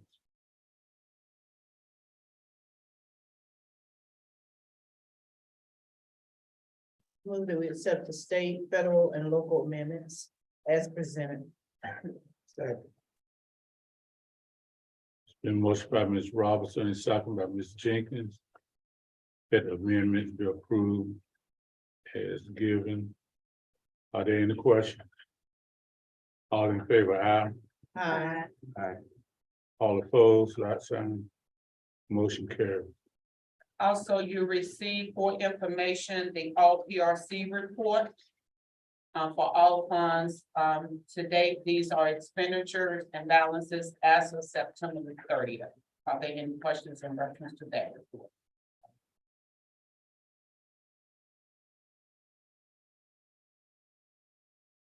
It says July, but September. I said September. Mm-hmm. Okay, I sent out the correct one. Okay. Okay, I might have clicked on the wrong thing, we're trying to get all Okay, so those. this the old, It's September 30th on the first one now. Yeah, the first first page, the first one says September. Oh, I didn't change the date on Oh, each one of them. It is, okay. that's the September. Okay, Yeah. gotcha. Okay, no problem. Thanks. Next, I want to report out, Dr. Simonton and I had the opportunity to go down last week to meet with the county manager, the assistant county manager, the attorney, and the, I don't know if she's the assistant finance person, but she works in finance. She was sitting in for the county finance director who had another meeting. And the main purpose of that meeting, one, for them to meet Dr. Simonton, because they had not had an opportunity to meet him. That was one purpose of the meeting. And the second one is to kind of discuss the new school project. And to discuss the application for the additional 10 million. the additional 10 million and the process with that. And they're also on the lookout as far as when the application will become available, because they will also have to fill out a portion of that application and then submit it to the county commissioners for approval, and then they're submitted. So they are going to work closely with us to make sure we do what we need to do in reference to that additional $10 million and getting the application approved. And while we was down there, Mr. Hunter asked me to check on a couple of things for him. As far as SRO grant, and we're still trying to tidy up, but Attorney Glenn Rowland assured me that he will work closely with the sheriff to get that application to us as soon as possible. I mean, the contract to us as soon as possible to the board, so that we can finalize that approval with that particular contract. And they asked us to, That's the overall contract for the ones we have right now. right? yes, That has not been approved. correct. And one of the things he did mention to us, there was a couple of things he was mentioning. I think he's working with Jason in reference to that. Either looking at doing a 2-year contract or doing a open-ended contract to the event where you won't have to renew it every year. You're just send in an addendum when it comes to salary and any extra with that. So that way you won't have to go through the process every year to do a new contract. You would just have to, you would have to approve an addendum to any salary changes. That's right. That's actually, we've been going back and forth on that today. The idea would be for the MOU with most of the terms and conditions to be like a master agreement that you don't have to revisit year after year after year. And instead, there would just be, right now, we're calling it an addendum that would establish the number of SROs and the salaries, and then place limits on the types of the amounts the board would pay for bonuses or salary increases that might come up during the year. So the idea would be that each year, those addendums would come back to the board for approval, but the body, the bulk of the agreement itself would stay the same. And we've been kicking that around today, actually. And one of the main things they focus on with the new school project, please stay within budget. Please do not go over budget. We told them we would do everything we could to make sure that didn't happen. And I'm working closely with Mr. Hunter to try to set up a filing system. Because as the invoices come in, the free artists have to go on those invoices. And so I'm setting up a filing system and showing Mr. Hunter where those invoices are, anything in reference to the new schools project or the athletic grant, once that start going, where that information would be in the event that I'm not here when he needs something out of it. So I'm showing him where I'm gonna follow that. But they did ask us to bring before the board tonight for approval, a request to draw down $5 million from the grant. Because they are already been paying invoices, there's invoices in them. I think to date is $904,000 that has already been paid that the county has covered. So that way, if they draw down the $5 million, the money would be there, they can continue to pay the invoices. And then as that amount reduces, then another request of $5 million need to be done. That's the action item request that was added to the agenda. Any question? Motion? You have a question? Question. Cause I want to, I got a question. It just you makes said sense. 904,000. 904,000, Mm-hmm. 904. I got that 000. Right. All right. So what I did email her today, the finance officer asked her any invoices that was paid last school year. Can she please send me a copy of it? So all those invoices to date can be in that folder. Because that will have to be booked probably next year during the audit. They will have to go ahead and start booking whatever expenses have been paid. And now they're asking for us to approve. How much is it? 5 million? $5 million. That was what you said. I'm sorry. My question, excuse me. You said year to date, they've spent $904,000 of county funds. Yes, The county has to match 2.5 million. So right. with the grant, and I'm just trying to figure out why we're gonna draw down now. And the county has not met their $2.5 million requirement. And they signed off on getting the loan with us, so And their on the match is application, 2.5. I put the match portion, I did have to put the match, not the amount, but a percent Right, on the application. They just asked me to bring it before the board. I mean, I'm, I understand what yeah, you're I'm just trying to asking. figure out, we couldn't go into this. We had to back up and punt when we originally applied for it. I mean, which our legal counsel told us that we could, and of course, we went after it. And their match is 5% of the 50 million, and it's gonna be another 5% of the 10 million. We get that, so overall, that's gonna be $3 million. And they haven't met their match. I'm just trying to figure out the scenario of trying to pull money down, and they haven't met their portion as of yet. I thought the county was going to expend their 2.5 million maximum, and then we start pulling down. I could be wrong in that. That was just a I little can alarming ask to me. that question. Of the county manager to find out. You know, that process, is it gonna be on the front end or is it gonna be on the tail end? I can ask that question. But I It's think, a valid question. I think either way, the county is committed to those funds, whether it's coming now or later.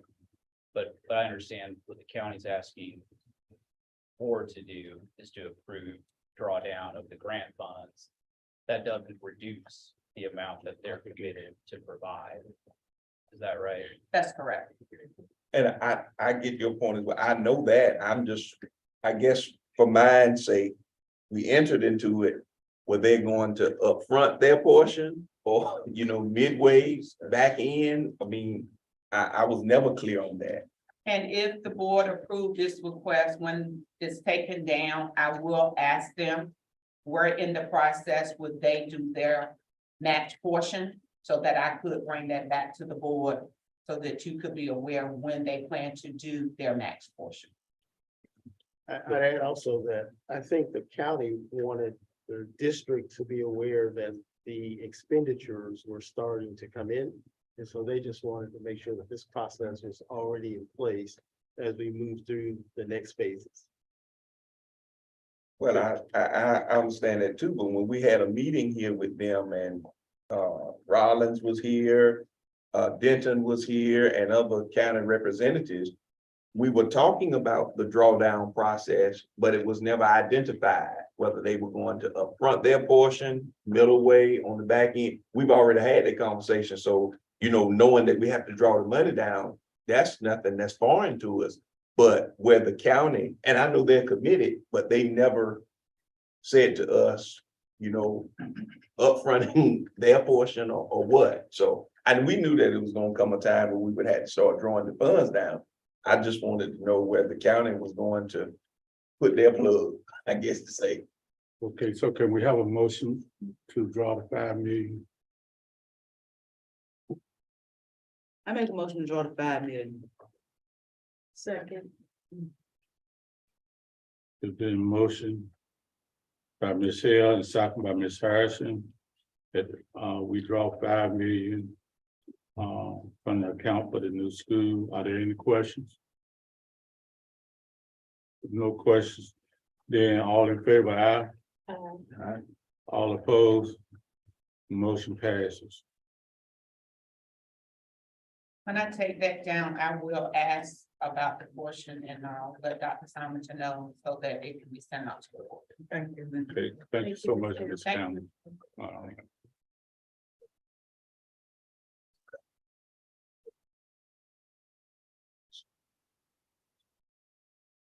Wait a minute, Ms. Campbell.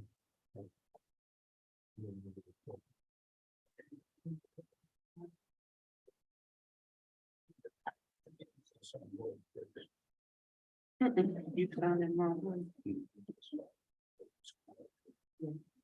I redo it. Let me redo it. I redo it and get it to you. That's all.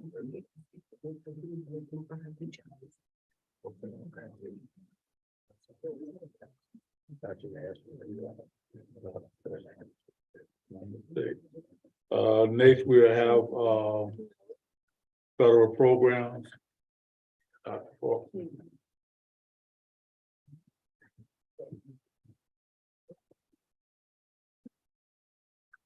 Good evening, Chair Williams, Lieutenant Simonton, board members. I'm before you today to present updates related to federal programs and student services. A lot of the presentation is for information, so just to make sure that you're abreast of things that are going on in our schools.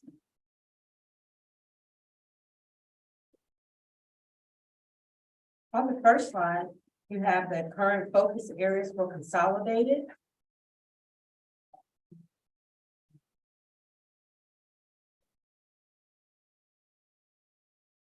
This is similar to the slide that you had at the first presentation that I came before you. I've added into this slide now the allocations that have been provided to each school. based upon the use of carryover funds, the low income percentage, and the number of students used in the calculations, which was based upon the previous year calculations that the State Department pulled into the federal programs system. The required parent engagement, there's a minimum federal requirement for each budget to use, and it is allocated out based upon, again, the ADM in each one of the schools. So you'll see each school has a certain percentage of parent engagement. That is the minimum amount. Of course, our district allocates more funds than the minimum requirement because we actually have a parent engagement liaison. The total amount of the allocation that is provided out to schools is basically $1.2 million. And as I stated before, this will not be the case last year because we had a very large amount of carryover this year. The schools have tomorrow, I've met with 2 schools today, and I will meet with 2 schools before their budget is due. They had already completed the pre-planning. However, they received additional funds based upon the allocation. So they just have to put out into their budgets where they want those funds to go.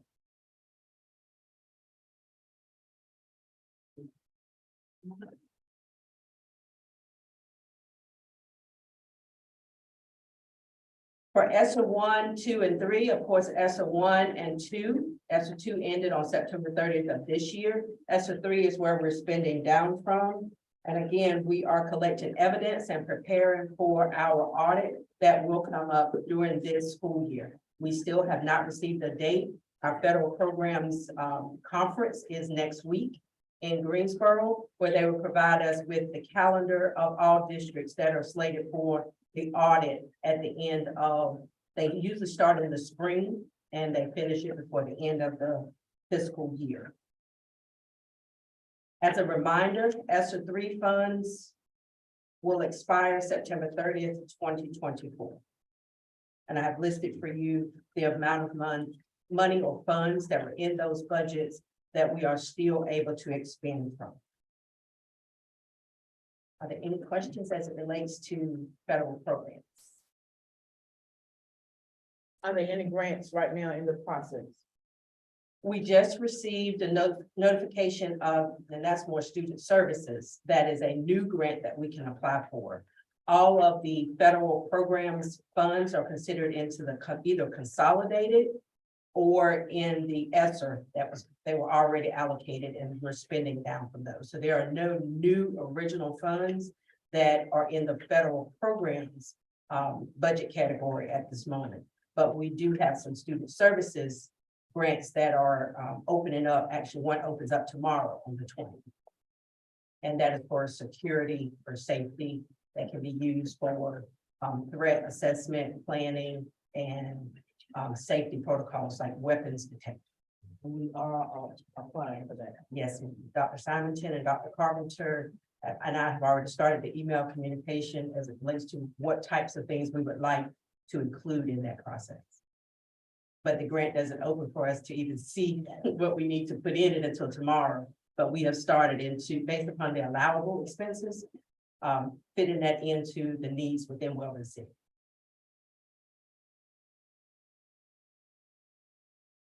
In this packet, you have some updates for the schools as it relates to red ribbon week, say that 10 times.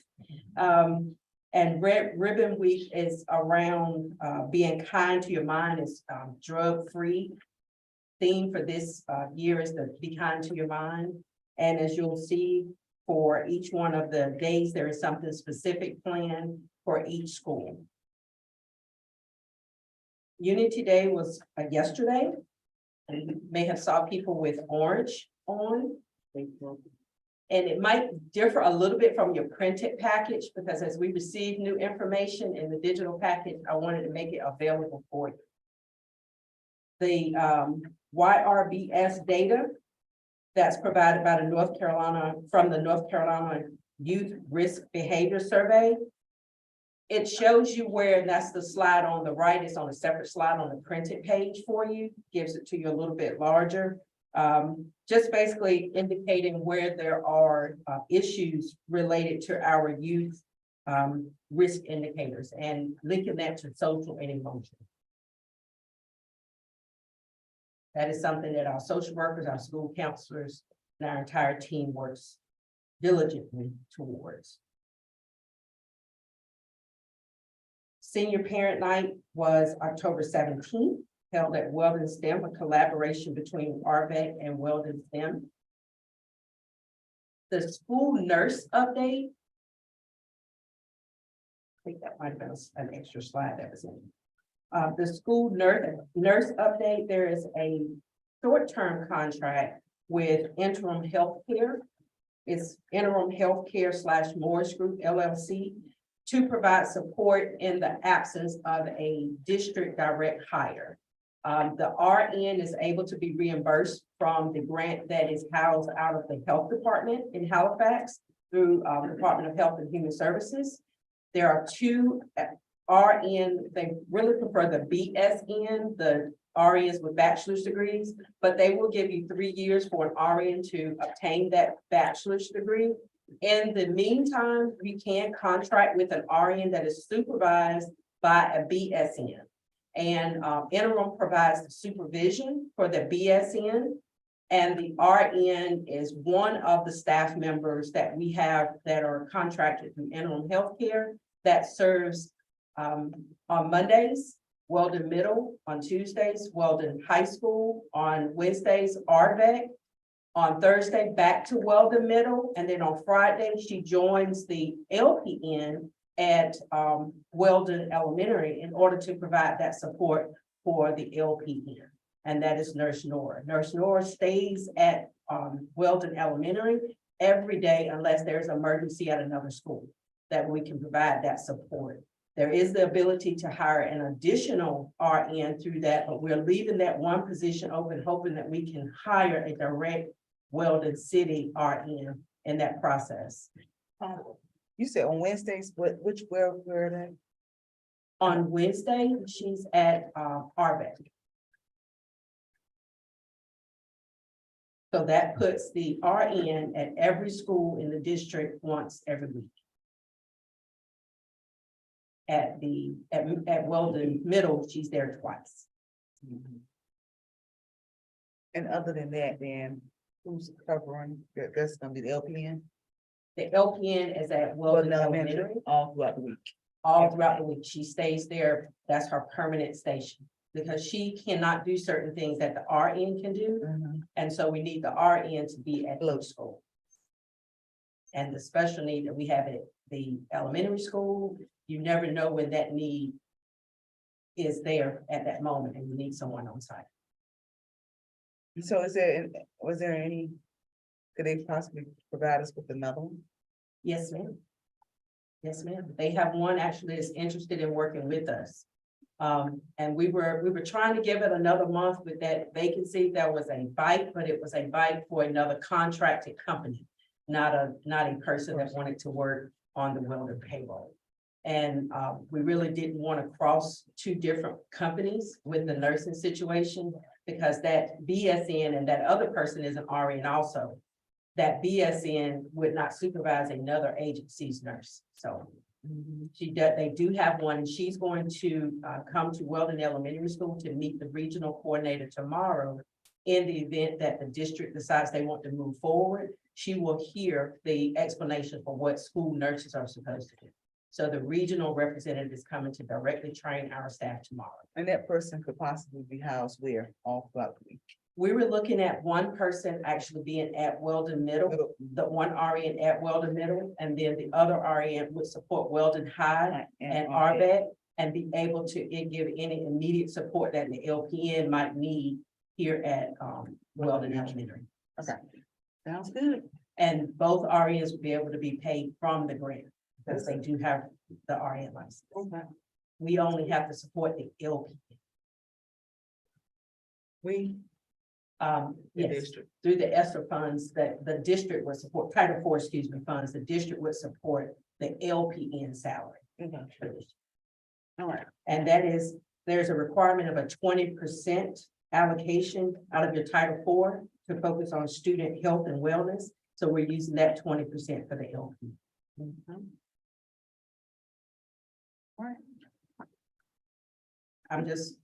We're blessed and thankful that we were able to get someone in there very quickly, so our students were not without, and our staff. The LPN actually supported a staff member that needed their assistance this week. School counselor updates for Weldon Elementary are there, listing special events. The Halifax County Sheriff Department will be out doing the Red Ribbon Week to provide some direct support and training for the students there. For Weldon Middle and Weldon Middle and RVEX counselor, she provided just an update on some of the things that she is sharing with the work is fast. Sharing with the students at the middle school, and they have been working very closely, RVEC and the high school counselor, to focus because college application week. Crisis, suicide hotlines, we're making sure that that information is shared with our students. The countdown for NC College, our target is to have at least 10 college applications this week for students, and that could include the community college, four-year colleges. We want them, if it's free, to apply for all of the universities, apply for as many as possible, but at least 10 to keep their options open. Sometimes students believe they don't want to go away to college until they start seeing people shopping for dorm rooms and talking about who their roommates are. Then they wish they had applied, and it's an actual cost for their families. The college fair information is shared there for you as well. To list all the colleges that will be at Halifax Community College on November 3rd. There's a list of 34 different colleges that the students will be able to experience and ask questions. College counselors, it gives information that some of it is backdated, but we want to do this every month to keep you abreast on the big things that are happening as it relates to SAT, ACT, focusing on our seniors.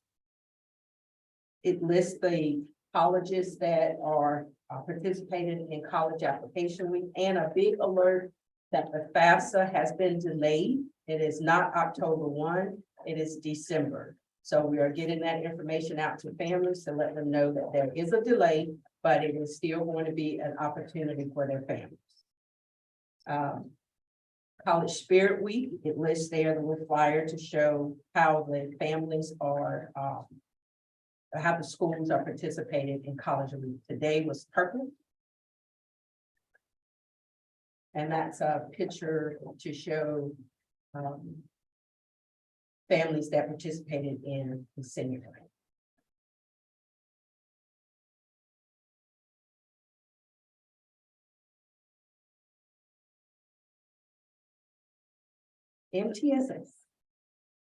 MTSS, a multi-tiered system of support, is a way for us to address the academic, social, and emotional needs of our students, pre-referral to Exceptional Children's Program. So we are tightening that process, working with each one of the school improvement teams, retrain all of the staff to make sure everyone is aware of that process. Panorama is being implemented now with a daily temperature check at eligible schools. And I know the attorney will talk about the Parents' Bill of Rights. So the schools that we are able to do in the grade levels that we are able to do just temperature checks, we will be able to start doing those. A fall SEL screener to basically get a feel for what are the needs in our schools. And a guest speaker will be in the district on November the 17th, named Khadijah Williams. Khadijah speaks. Deja speaks.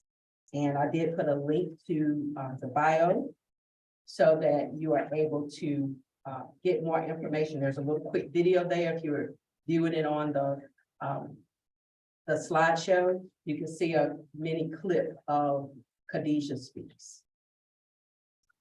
And we'll get started. We go to the next one. Question about MTSS. Yeah, I'm not sure if it was given to you, but prior to you arriving in this position, we have received we were told that RFQs had gone out to companies in the community to provide social emotional learning to our students and employees. So that's something that this board wanted to see take place with the climate that it is right now in our nation. And I haven't heard anything about it. We have several companies who have submitted information to us and asked us if they could assist us. But we need to see that happening in school, what the climate of today's nation. That's fine. I will work with the team to find where those RFQs are. I don't know if they was ever submitted or even advertised out, but we were told that it was. Also, one more thing, the ALICE training. There's an ALICE training that's gonna be held nationwide. And ALICE stands for Alert, Lockdown, Inform, Counter, Evacuate, and Evacuate. And that is a training that someone from a wellness school may want to attend to bring back to our system that can assist us in crisis prevention. If I do know the closest one is gonna be in Richmond. Ms. Robinson, when you were talking about the SEL, are you talking about service providers or programs? Service providers who will provide assistance not only to our students, but they were gonna provide assistance to our employees as well. And we want to mirror what Edgecombe County and Nash County are doing with some of those agencies.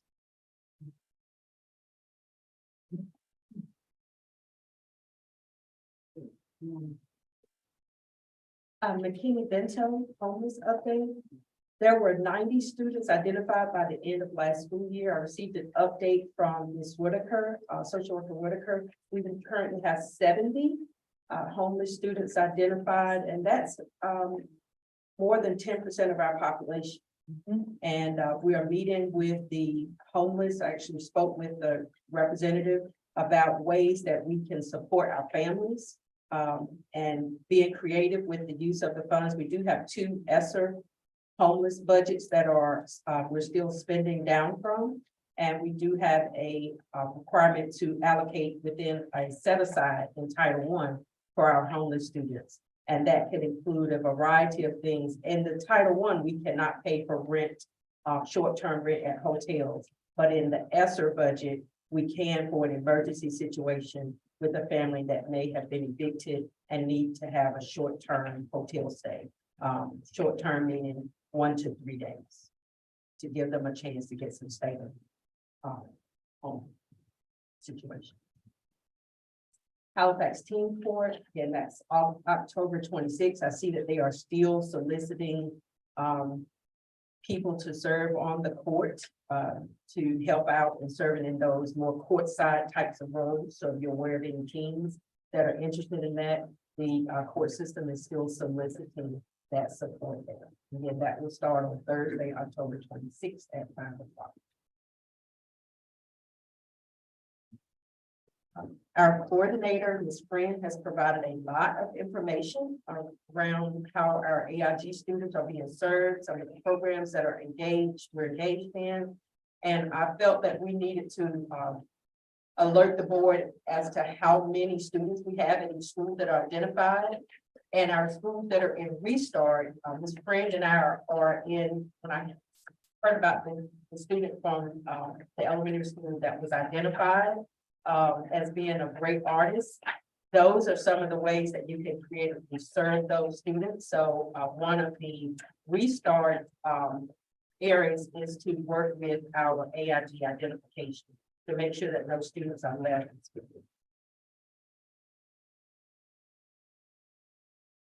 Unidentified because of a minimum difference between the base cut score for AIG and where our students are. There's also links provided for you as it relates to every AIG Google Classroom for you to see the information that is shared with our students. And that is how Ms. Tran communicates, shares information for our gifted students. Again, it's just a lot of just where they're at in school with the supports that's being provided.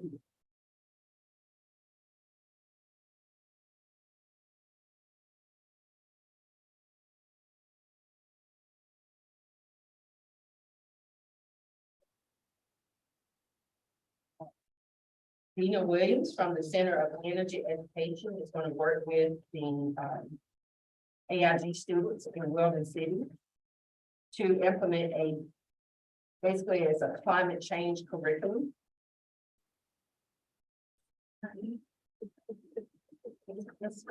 Yes, ma'am.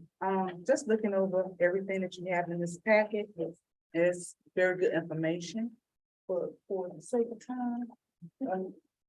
Because the rest of it's basically updates, right? Yes, ma'am. Okay. Definitely. Well, if you want to. I am perfectly fine. Okay. I can provide all the information for you. That's why I give more information. All right. And unless there are any questions. Are there any questions? Thank you. Thank you. Thank you. Thank you. Thank you. Thank you. Thank you. You're welcome.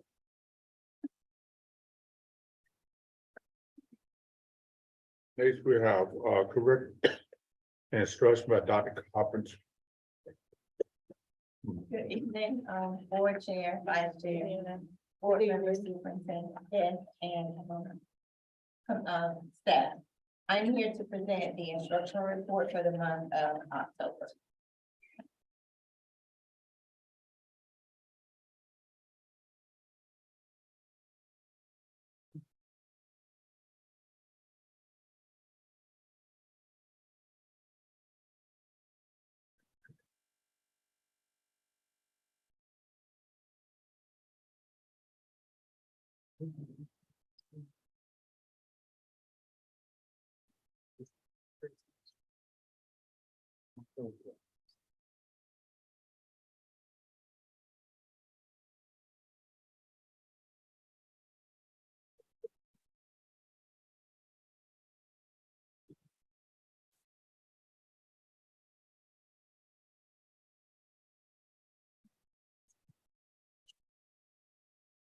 All right, so as you all recall, September 6th, the State Board of Education released the data for the 2022-2023 school year. As you all know, we currently have 3 out of our 4 schools that are designated as low performing school, and we are also a low performing district. So therefore, the district and schools that are designated as low performing must follow a district and school improvement plan process. Before you on the screen, that is the timeline that we have to follow. I shared this last board meeting, but I will also review it again. So tonight we are presenting our preliminary goals for the district improvement plan as well as the school improvement plan.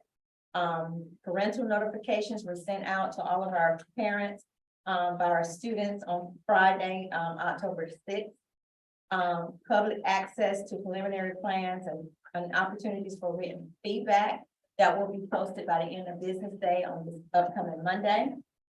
And we'll be asking the board to approve our entire district improvement plan as well as our school improvement plan at the next board meeting.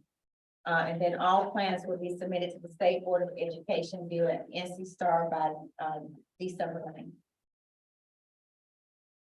In order to access the district improvement plan as well as school improvement plan, you have to log into the IndyStar platform. We normally call it NC Star in the state of North Carolina, but the actual platform is called IndyStar. And you will access that using www.indystar.org. In order to gain access to the district improvement plan, you will have to use GUESS. Capital D 5071, and then the password is GUESS capital D 5071. The principals will be presenting after me, and they will provide the user and passwords for their own individual school improvement plan access. Once you log in, this is pretty much what you would see per school, per district. And I just want to remind everyone that the school improvement teams make up the principals, some of the educators in the building. They should have a parent representative on the team. They should meet at least 2 times a month to monitor the school improvement plan process and the progress as it aligns to the data and the goal. Also like to remind everyone that we are a restart district. 3 of our schools are under restart flexibilities, and that's the elementary school, the middle school, as well as the high school. Excuse me, question. Do you have the dates of when they will be coming out of restart? I don't have it right now, but I can give it to you. Okay. Oh, that's one now. This year. This year's high school, yes. And then the next year, the elementary school and then the middle school. That's So correct. 24 for the So high school. 24, 25, 26. Thank you. All right, so last year, and we are also continuing this year, we were striving towards 55. And I would like to look at some of the highlights from 2022, 2023 data. Math one at the Weldon Middle School ended the year with a 57.1%. Fifth grade science at Weldon Middle School was 69.6%. English 2 at Arvette was 55.6%. And all of our 3 out of our 4 schools met growth. Weldon Elementary School, Weldon Middle School, and Weldon High School. So where are we now? Where are we going and how will we get there for the 2023-2024 school year? So where are we now? So moving into 2023-2024, we have to increase grades 3 through 8 EOG proficiency in reading, math, and science. We also have to increase EOC proficiencies in math, English, and science as well, and increase our ACT scores, as well as our graduation rate. How are we going to do that? We're going to focus right now on four goals. Goal 1, increase academic performance for all learners. Goal 2, improve the 4-year cohort graduation rates. Goal 3, meet the needs of the whole child. And goal 4, improve organizational effectiveness and development. For tonight's presentation, we're going to talk about goal 1, increase academic performance for all learners. So how are we going to increase this goal? So here are our strategies for 2023-2024. The first one is we're going to continue to hire qualified teachers and staff and build organizational capacity to enhance teaching and learning for all learners. We're also going to continue to implement a rigorous K-12 instructional framework, which is learning focus, to increase student engagement and academic rigor. We're going to ensure that curriculum and instructional resources are aligned to identify needs of the school via our school improvement plan and district plans. And we're going to continue to utilize our support services in all of our departments, but specifically in curriculum and instruction, providing programming services. We currently have instructional coaches in the building. We have AIG coordinator, MTSS coordinator. We're going to utilize our instructional technology facilitator, our early literacy specialist, our district coach, leadership coach, and instructional coach from the State Department. So we have a lot of supports to help all of our departments working together to improve success for our students. We're going to continue to utilize our cognitive learning focus and our literacy walkthrough instruments to determine instructional needs and provide feedback to our staff, and our teachers. And we're going to provide continuous staff development or early release days for staff to expand their knowledge and to improve classroom practices and provide opportunities for our staff to go to other places to receive those developments as well. And we're going to continue to implement an enriching after school or summer learning program for this year, after school programs to address the gaps in learning for all of our students. How are we going to monitor, what monitoring actions will be implemented to determine progress? On the district level, we're going to continue to monitor students' progress utilizing our benchmark data from our NC check-ins. We're going to continue to go into our POCs and analyze data to inform our next steps. Continue to complete district walkthroughs and provide instructional feedback to all staff, and continue to provide extra time during the day or extended day for students to achieve success. On the state level, because we are designated as low performing, they are going to provide feedback through our restart plans, as well as looking at our school improvement plans and our district plans to provide feedback. And they're also going to be analyzing our NC check-ins so that when we have our state support, when they come in, they will be looking at that feedback and working with us to inform their next steps as well. As part as the district plans and the school improvement plans, the school safety plans are part of this process as well. Safety plans, of course, are not going to be available through NC STAR. It's going to be reviewed in closed session. And we're hoping that, we can come back during the November board meeting and, talk to you all about, our safety plans. We have to get those, of course, approved by the district and the local board of education. And of course, these plans will be designed, for highest level of safety and quick response to, make sure that we provide safety for our students and our teachers. And, the plans will be updated annually to provide provide support for staff. And that's it. Do you have any questions? Okay, thank you, Dr. Carter. Thank you. Next, we have Dr. Robertson. Vet. Mr. Chair. Yeah. If I may request that the principals give us the nuts and the bolts. Instead of going through the whole thing. Trying to get a summary there. Yeah. Let's get a summary. Yes. And that's all. Basically, my summary is gonna be based on the data. So some of the things I want to reflect on.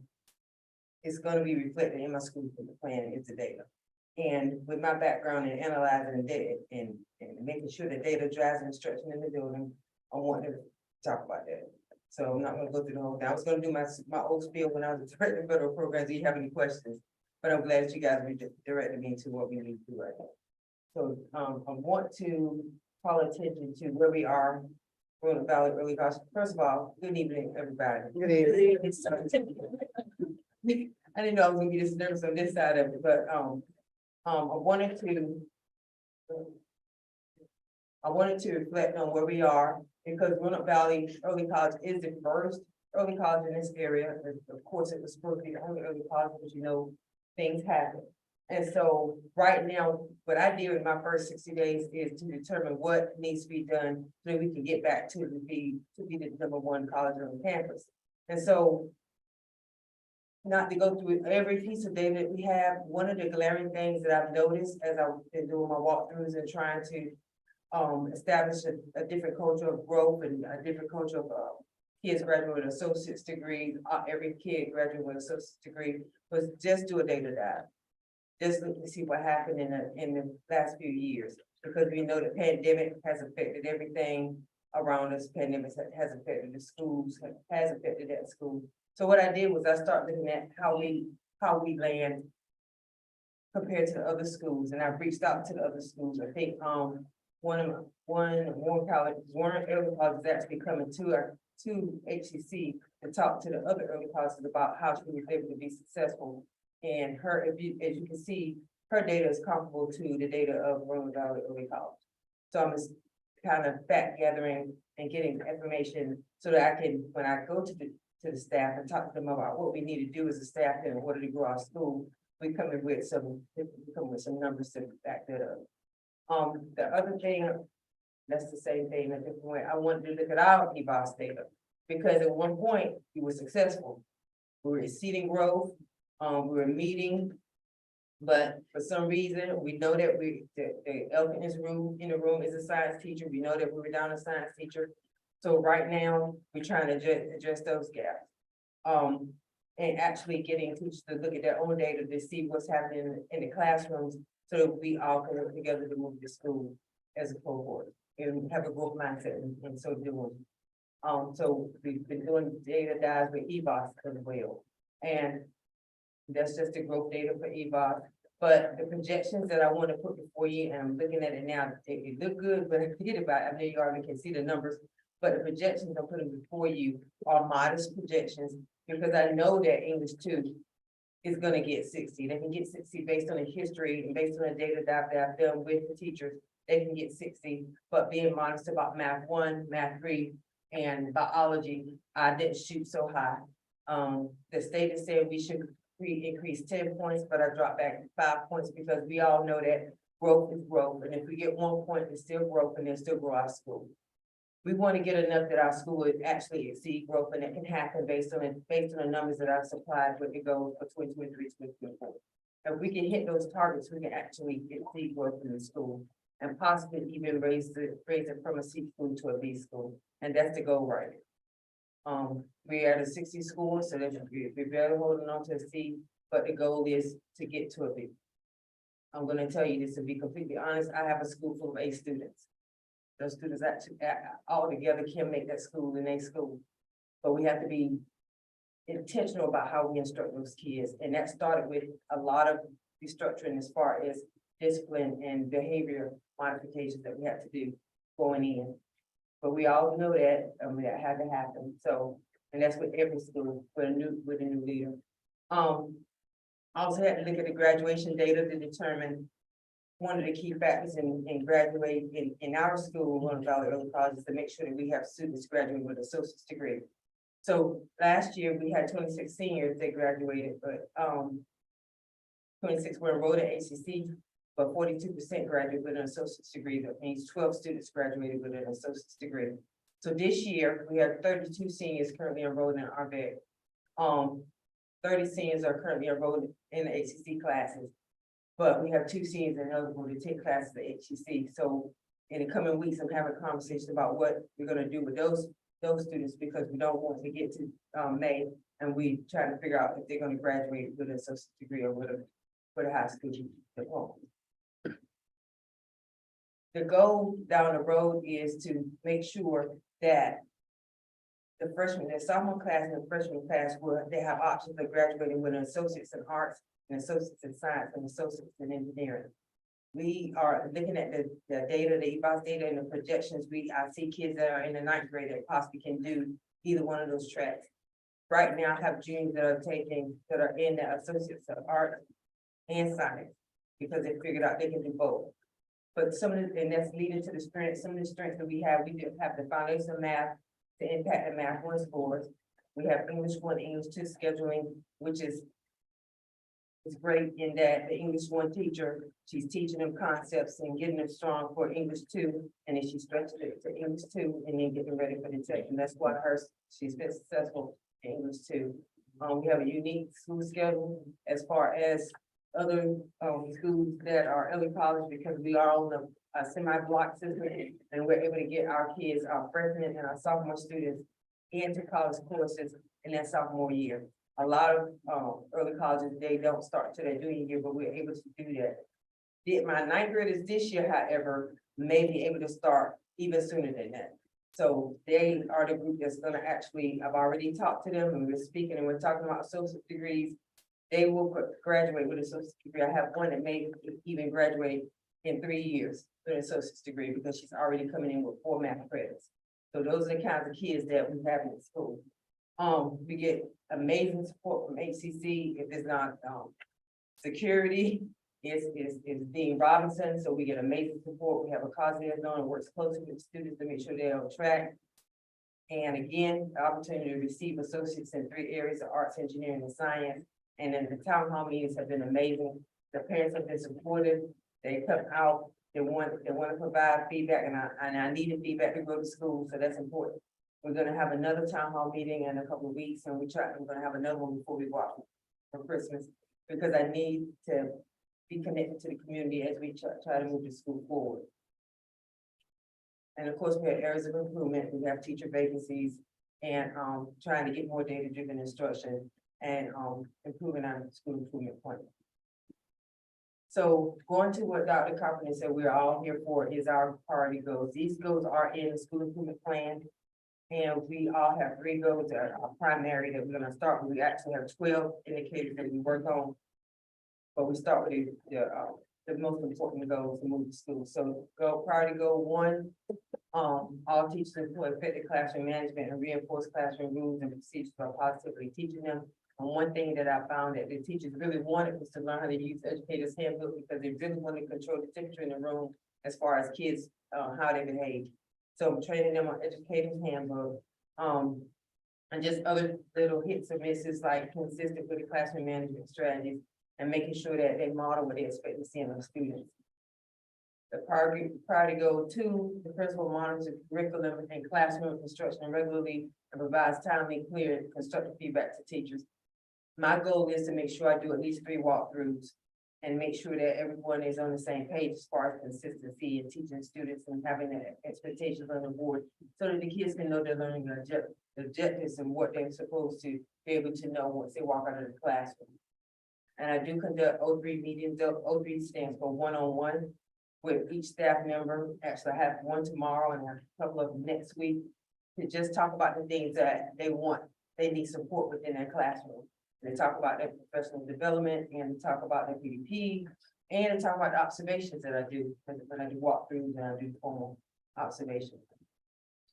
I will review lesson plans. They have a drive that they drop their lesson plans in weekly, just to ensure they are aligned with what they are supposed to be teaching in classroom, especially with understanding course of study. And then priority goal number 3, the LA school regularly looks at school performance data and aggregated classroom observation. So you're gonna hear me say data a lot because data drives instruction, drives school, drives improvement. So I will meet with teachers weekly to discuss data points. We're gonna look at their assessments.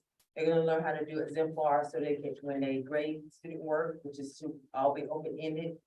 They'll see an understanding that the kids will have based on the exemplar they create. We'll have data dive meetings, and they'll occur bi-monthly, in which I will look at their assessments to determine if it's lining up with the standard courses of study. And the additional information, everyone knows we have science vacancy in school council. I did interview a science teacher though. The interview for science position, still looking for a school counselor, and of course some other things that I'm trying to implement. Growth mindset PD, push conversations. We all on district-wide learning focus and instructional framework initiative, which is good, and EBOS. And student supports, we have a seminar class that I'm shifting to advisee period for the 9th and 11th grade. The senior seminar is working well. We're gonna insert ACT prep, pre-ACT prep, and college readiness prep throughout the seminar, which I'm changing the name of it to advisor and advisee. The other thing that's gonna happen in advisor and advisee is that the students are gonna learn how to read their transcripts. We are coming into that, the students don't even know what a transcript is, so they need to learn how to read it. We're doing a one transcript audit. And so, like I tell the students, if they're receiving what they do, so that if they have their receipt and something is missing, then we need to go back and find out what's missing so that they won't get to the end and we're trying to find classes for them, those schools so they can graduate on time. And that's it. That's the quickest I can get through it. Any questions for me? I have 2 questions. What do you review right now?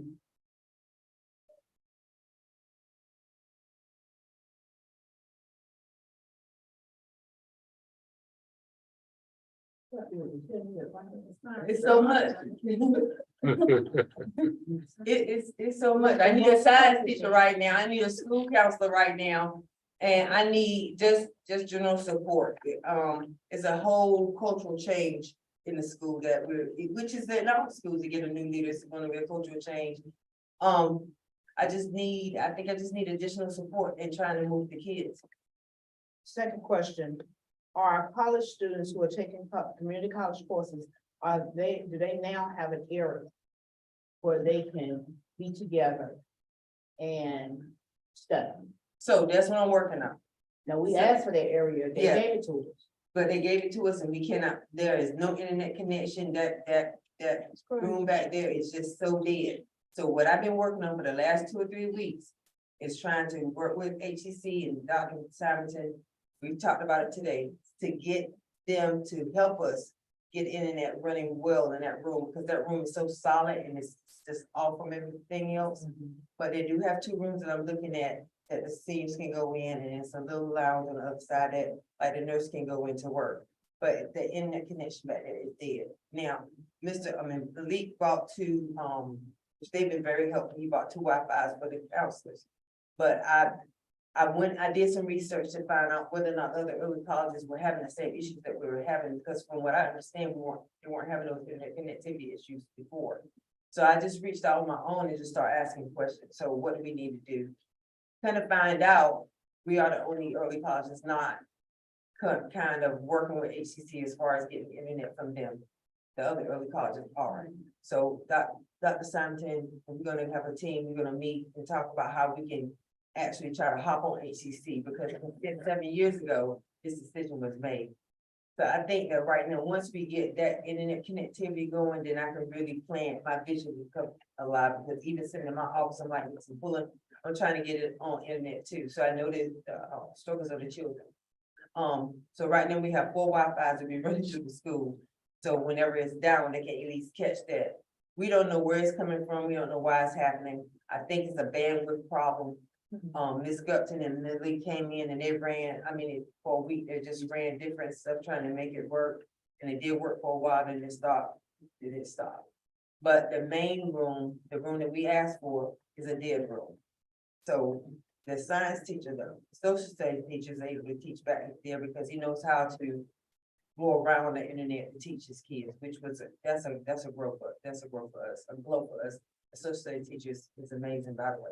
But he's been able to work around the internet and able to teach the kids, and they got grades and what have you, but he's been able to do that, to work with it. But in the meantime, we're trying to figure out ways to get the kids steadily online. But I do have ideas for that room. I did tell the seniors that I want it to be a senior lounge. They can go in, they can study and have a place just to be for them.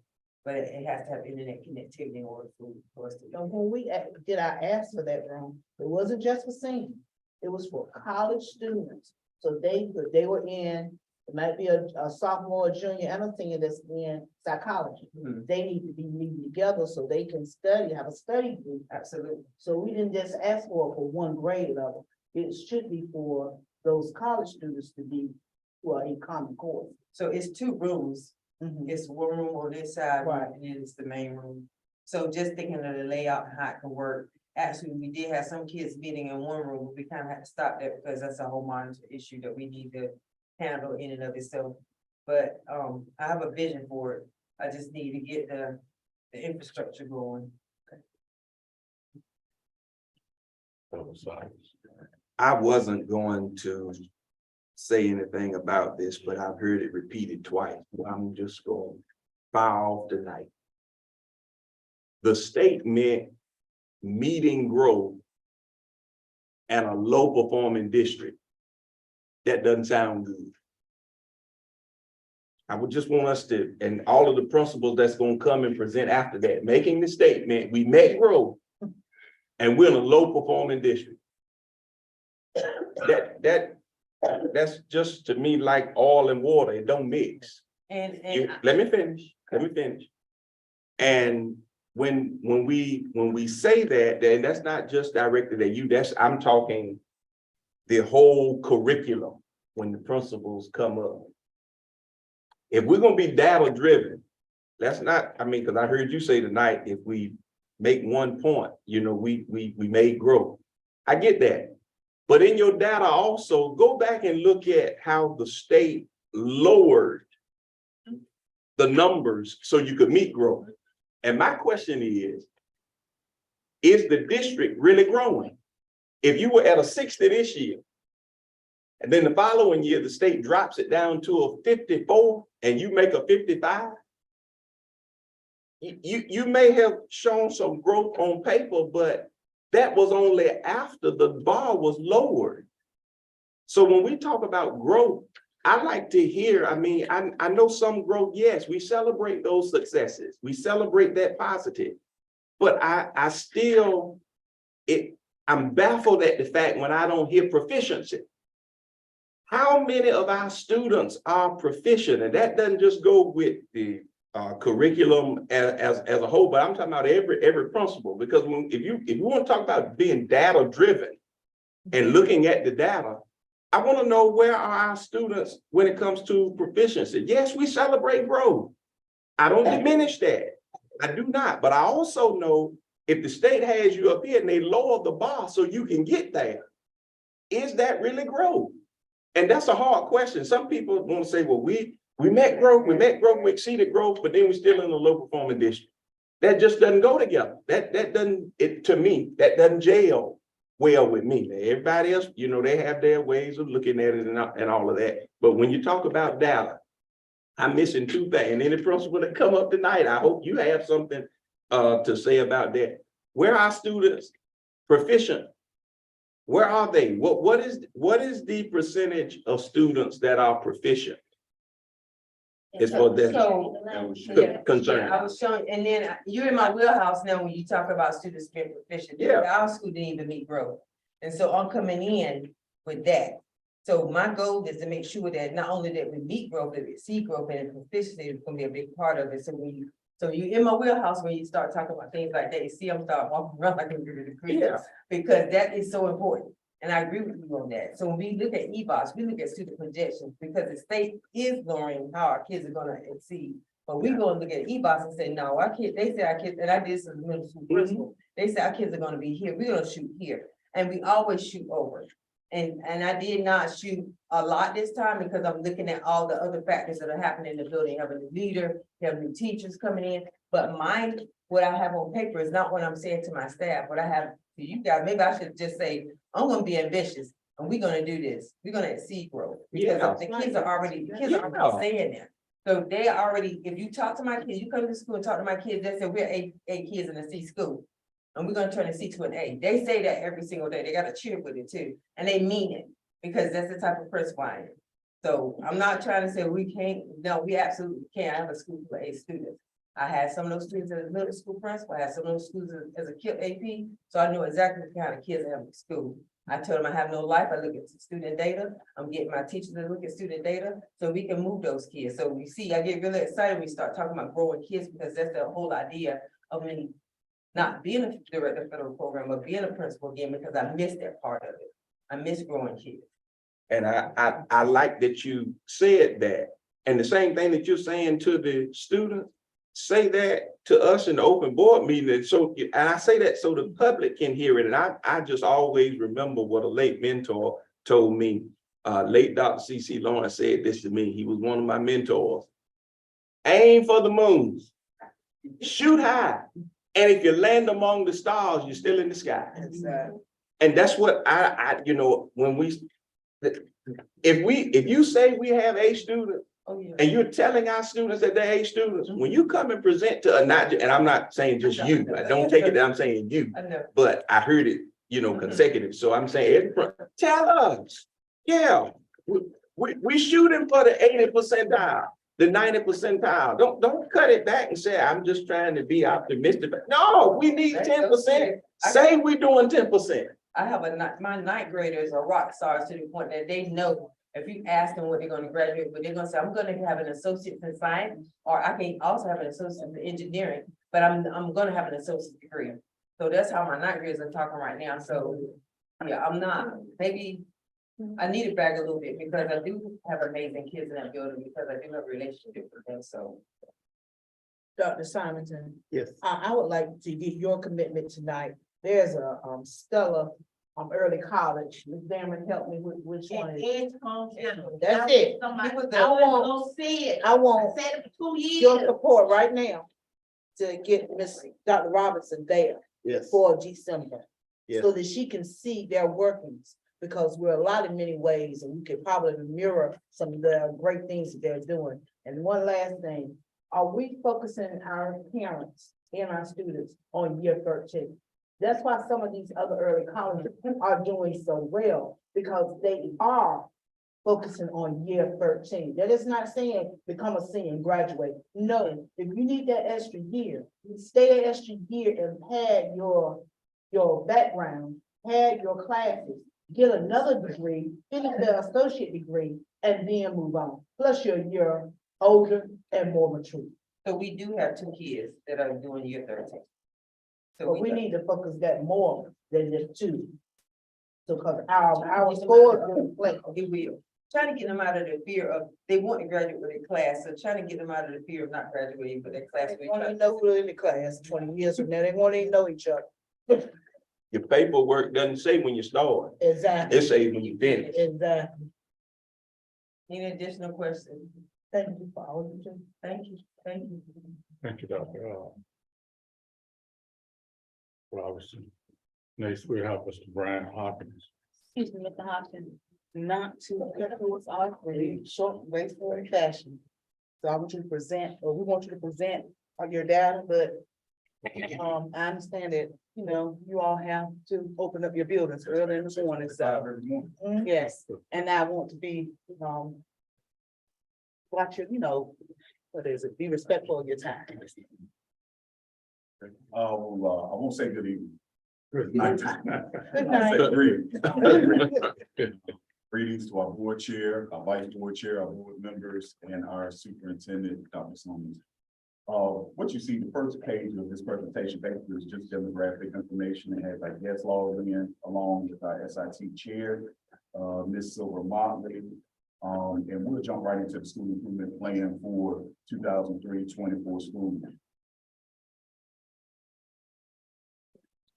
So where are we now? We have a clear vision going forward. We have identified our shortcomings. We talk about this daily. We talk about this in school improvement team meetings. We talk about this around the clock. Our Achilles heel here at the high school has been attendance, graduation cohort rate, and our student stability. So just to give you a little briefing on that, of course, we know what attendance is, but it also falls into our graduation cohort rate. When the public sees that Daily Herald and they say Weldon High School only had 61.9% students graduate out of this last year's graduating class, that doesn't mean we lost those students during their senior year. So students entered high school, give you a prime example, students enter high school 2021. These are our seniors right now.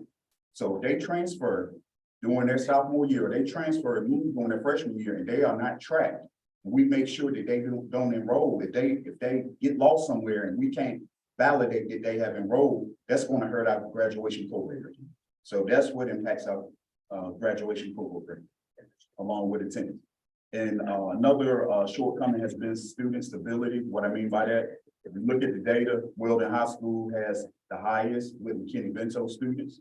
So that has been a challenge. We have more students that are displaced, staying no longer at home with relatives, and some are staying with friends or family, and that can be a challenge.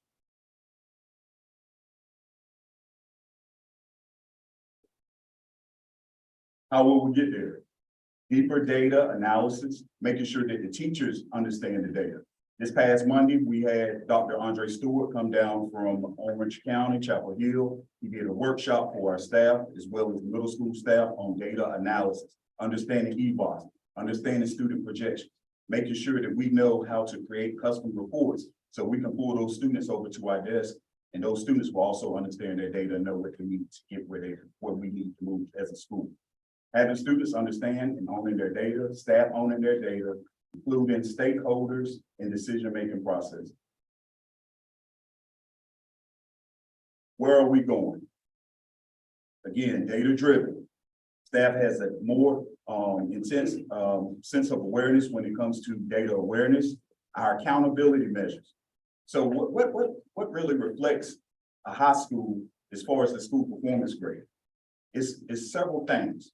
You got English 2, you got Math 1, you got Math 3, you have biology, you have graduation cohort rate, you have math rigor. That's something that we can control ourselves.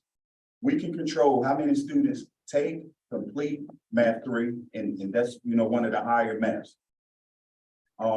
Knowledge of our accountability measures to improve our school performance grade. Again, attendance falls into that because at some point attendance is going to impact that graduation cohort rate. This is our performance data. I won't get on this too much because I just spoke briefly about our accountability measures, but it's in your packet. You can see what we are shooting for in 23-24, and we upped it. We did raise the bar in each area. We raised the bar. We raised the bar a little bit more in our math rigor because, like I stated before, that's something that we can control internally, and we can control that right away. ACT is something that we have made some adjustments to this past year. We have put in and implemented ACT sessions. So rather than just having courses that are that's not going to impact our school performance grade, we have ACT workshop sessions. So we have an actual certified biology teacher who's working with our students on ACT math and ACT science.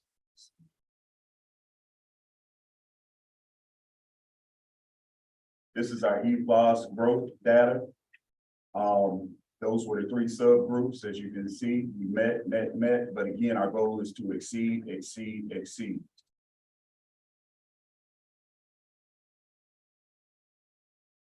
These are our strengths. I won't read those every block, but I'll just hit on a few things. Again, stability and consistency and experience with our ELA instructional delivery. I think another strength, we have had the opportunity now, not one single class is operating off of Elevate K-12. That means none of our students are sitting behind a big monitor watching a teacher over in Arizona provide instruction. We have teachers in every classroom, and our goal is to make sure every teacher is fully certified. But we are hiring teachers in the area in which the field that they will teach. All right, that's great. Implementation of our learning focused instructional framework. That's something that we look for when we go into classrooms. We look for pairing, we look for our students doing a lot of collaborative exercises. We look for those essential questions. These are things that we have learned during our workshops, during the summer, during the implementation of our learning focused instructional framework. Administrative walkthroughs with immediate feedback. We want to make sure that those teachers know what they're doing right. And, you know, we just want to highlight the grows and the blows, areas that they need to improve in, the areas that, you know, we feel that they can build upon. Implementation of Math 1, with the first semester being Foundations of Math 1. We have a math teacher now in place. It was my math teacher. He taught me math. He also coached me in sports. So what we did, we broke that classroom down rather than it be a large class where it's 30 plus students. We have two classes, which 16 to 17 students apiece. And he's giving them the foundations of Math 1 first. We're going to fold that over come January, and then they'll be ready to take the actual state exam. We're doing more co-planning, more cohesiveness and collaboration within our departmental teams. We actually do PLCs now. They take place bi-weekly. This is when the two science teachers come together, they plan, they look at student data, they share resources. What's working for you, what's not working for me. And they're just putting their heads together and they're collaborating. Also, we're collaborating with some of our teachers at RVEC. So some of those teachers at RVEC have been very, very instrumental in helping us and some of our younger teachers that has less experience, you know, just gathering resources and so forth. I think now, as a district, we're not competing with each other. We're competing against other districts. And that's our goal. We want to be able to compete against Halifax County. We want to be able to compete against Warner Rapids Greatest School District. And it's going to take every school working together, middle school, seeing how they impact the high school and early college working together. Elementary is the foundation. That's where it all starts. Mr. Hopkins. Yes. May I ask you something? Yes. I heard you say collaborating with RVEC. Yes. I heard Dr. Robinson say that they don't have a science teacher. Yes. And I heard you talking about two science teachers here. Is there, I mean, because I know, or maybe Dr. Robinson can share, is that science teacher, HCC teacher, or is that actually, you know, K-12, you know, high school science teacher, and they're getting the dual credit? So with me, my kids are taking science on ingenuity right now. Okay. That's why I'm trying to hire a science teacher. I'm trying to hire a science teacher, and to Mr. Hopkins' point, we're doing a lot of things, we collaborate on a lot of things together. Next semester, if I did not find a science teacher, I set my schedule up so that his biology teacher will come over and teach my kids in biology. Okay. So we try to be proactive as far as next year. Biology is the EOC. Even if I do hire the teacher, if I do pull the trigger on the teacher that I interview, she will go with his teacher and they will collaborate. They will have their own little POC between the two schools. Good. So what's been happening is we've been talking and we've been pushing each other to make sure that we all are meeting growth in the city growth across the district. We don't have to be a local forming district. We don't have local forming kids. Right. We just need to think strategically about how we best serve them. I'm excited to hear that that you all been working on it, because I know you've been going the whole semester. Well, RVEC has been going the whole semester basically without a science teacher. And I know they're hard to find, but when I hear you say that you have two. Yeah, we tried a couple of things in the schedule didn't jive.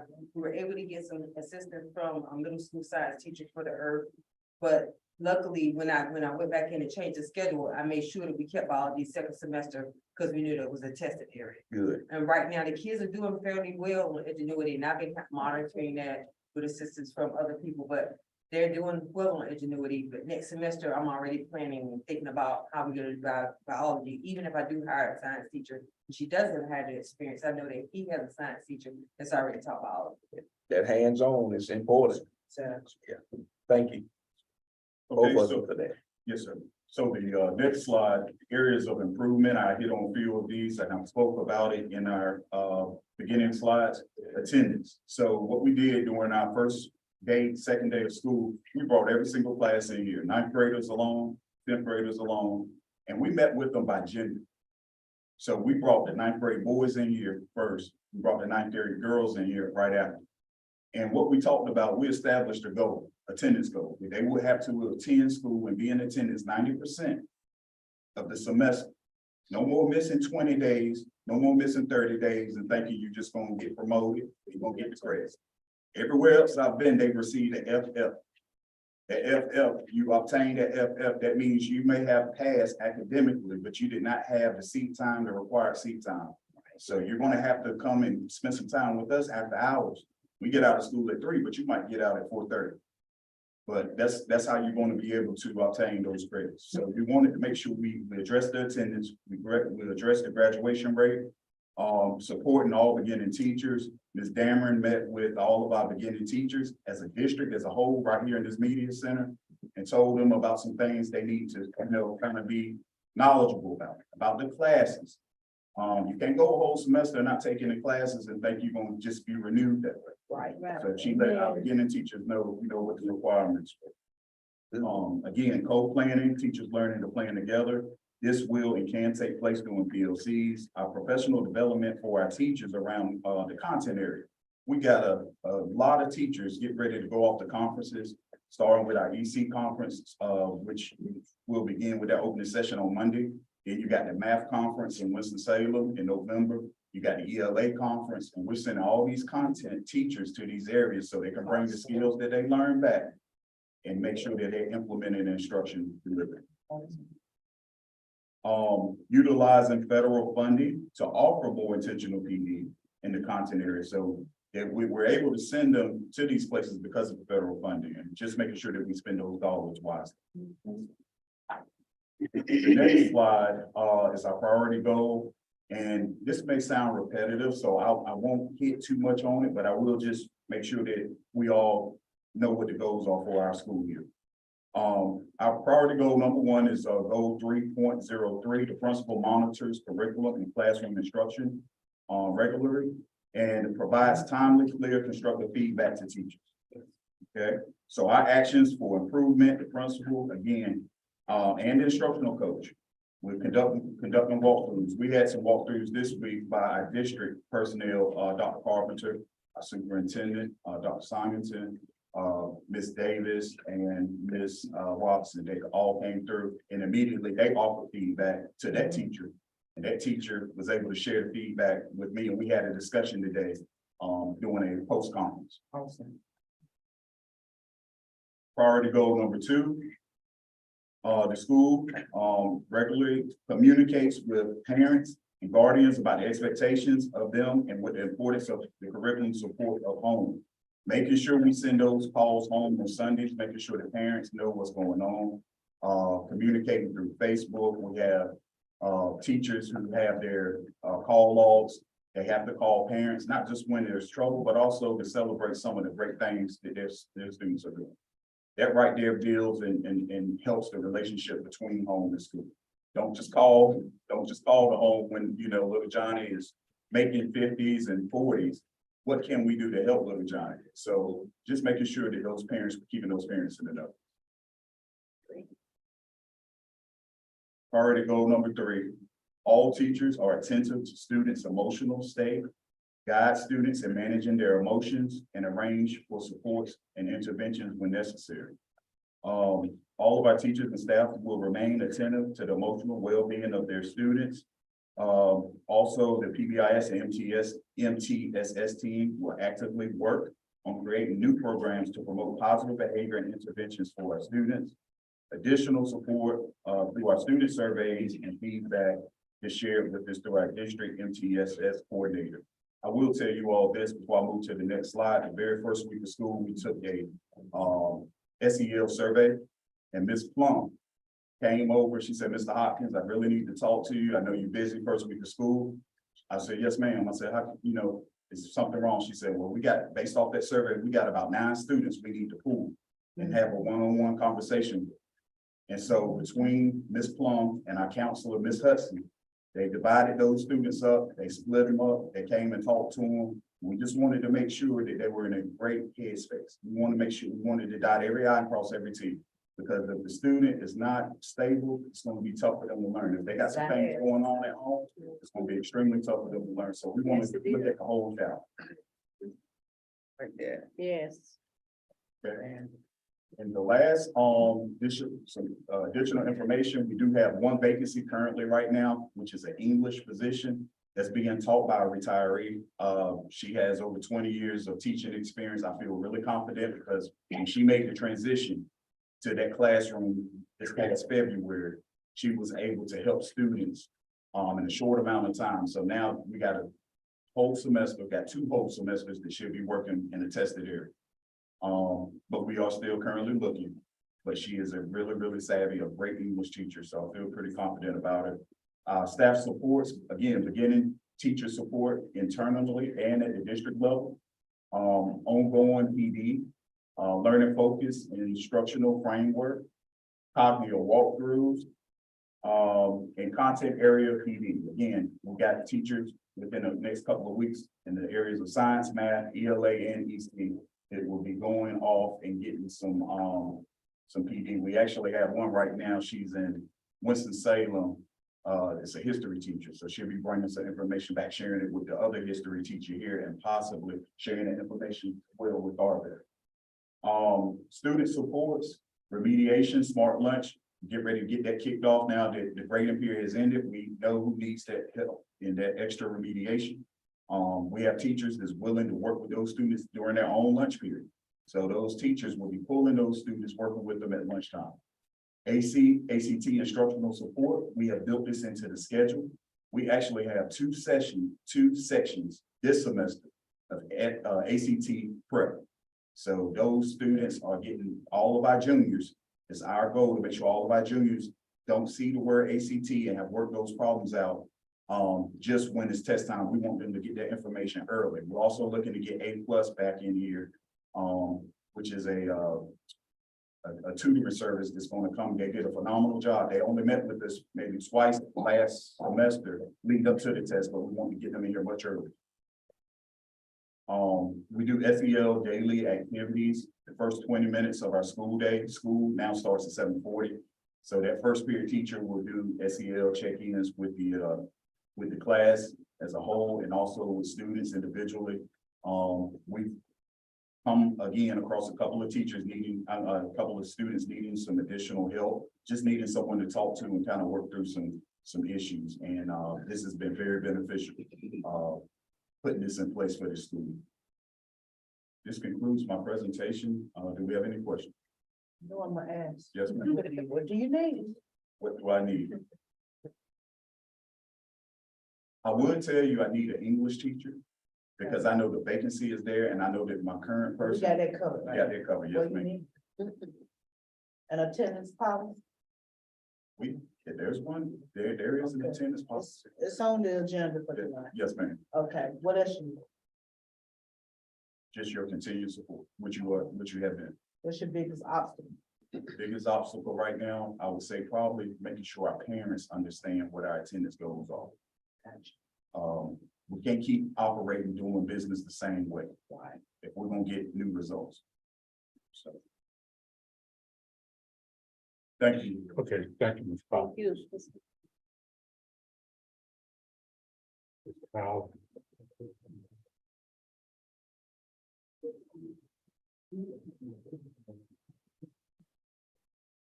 Good evening, board chair, vice chair, board members, and superintendent. Good evening. Good evening. First of all, I'm just gonna start out saying this year we've gotten off to a great start. We put a lot of processes and things in place so that we can kind of get things flowing. At the beginning of the year, we did meet with each grade level and we went over expectations. Talked to the students about moving forward, getting them where they need to be.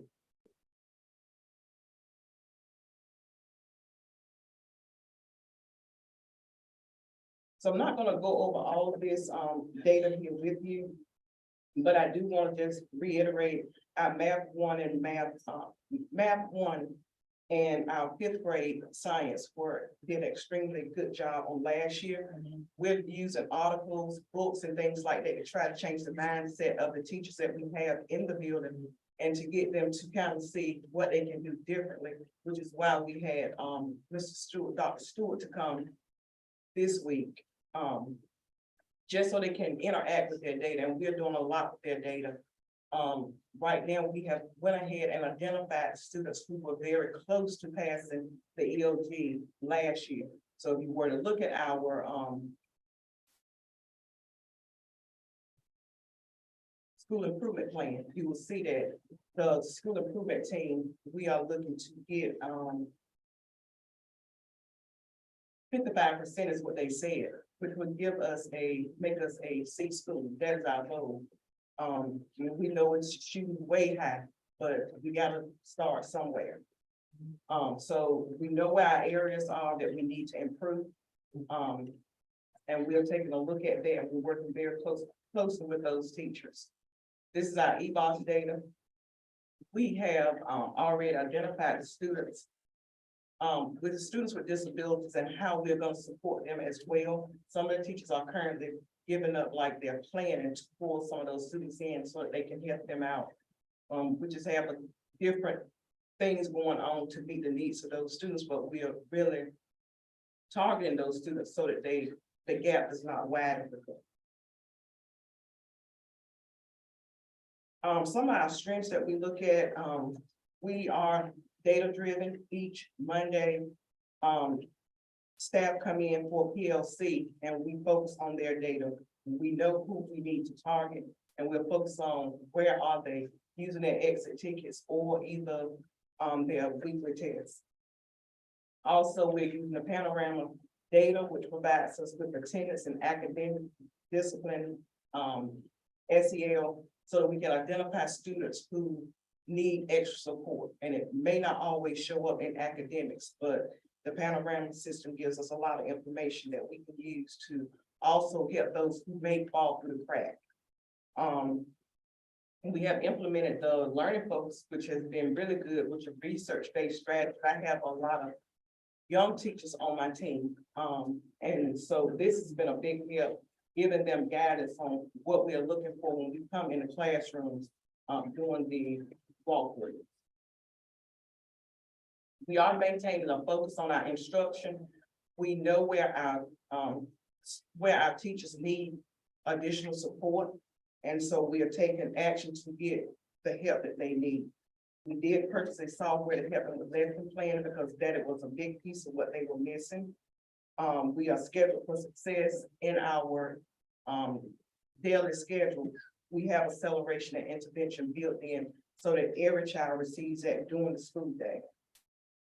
We are fully staffed. We do not have any online classes. All of our slots have been filled with teachers. We do regular walkthroughs, Mr. Pullen and I. We create a safe environment. Each day students check in through SEL. We get a vibe of how they're feeling. Staff do it once a week. We're changing the culture of the school by building trust, and we send out surveys throughout the year.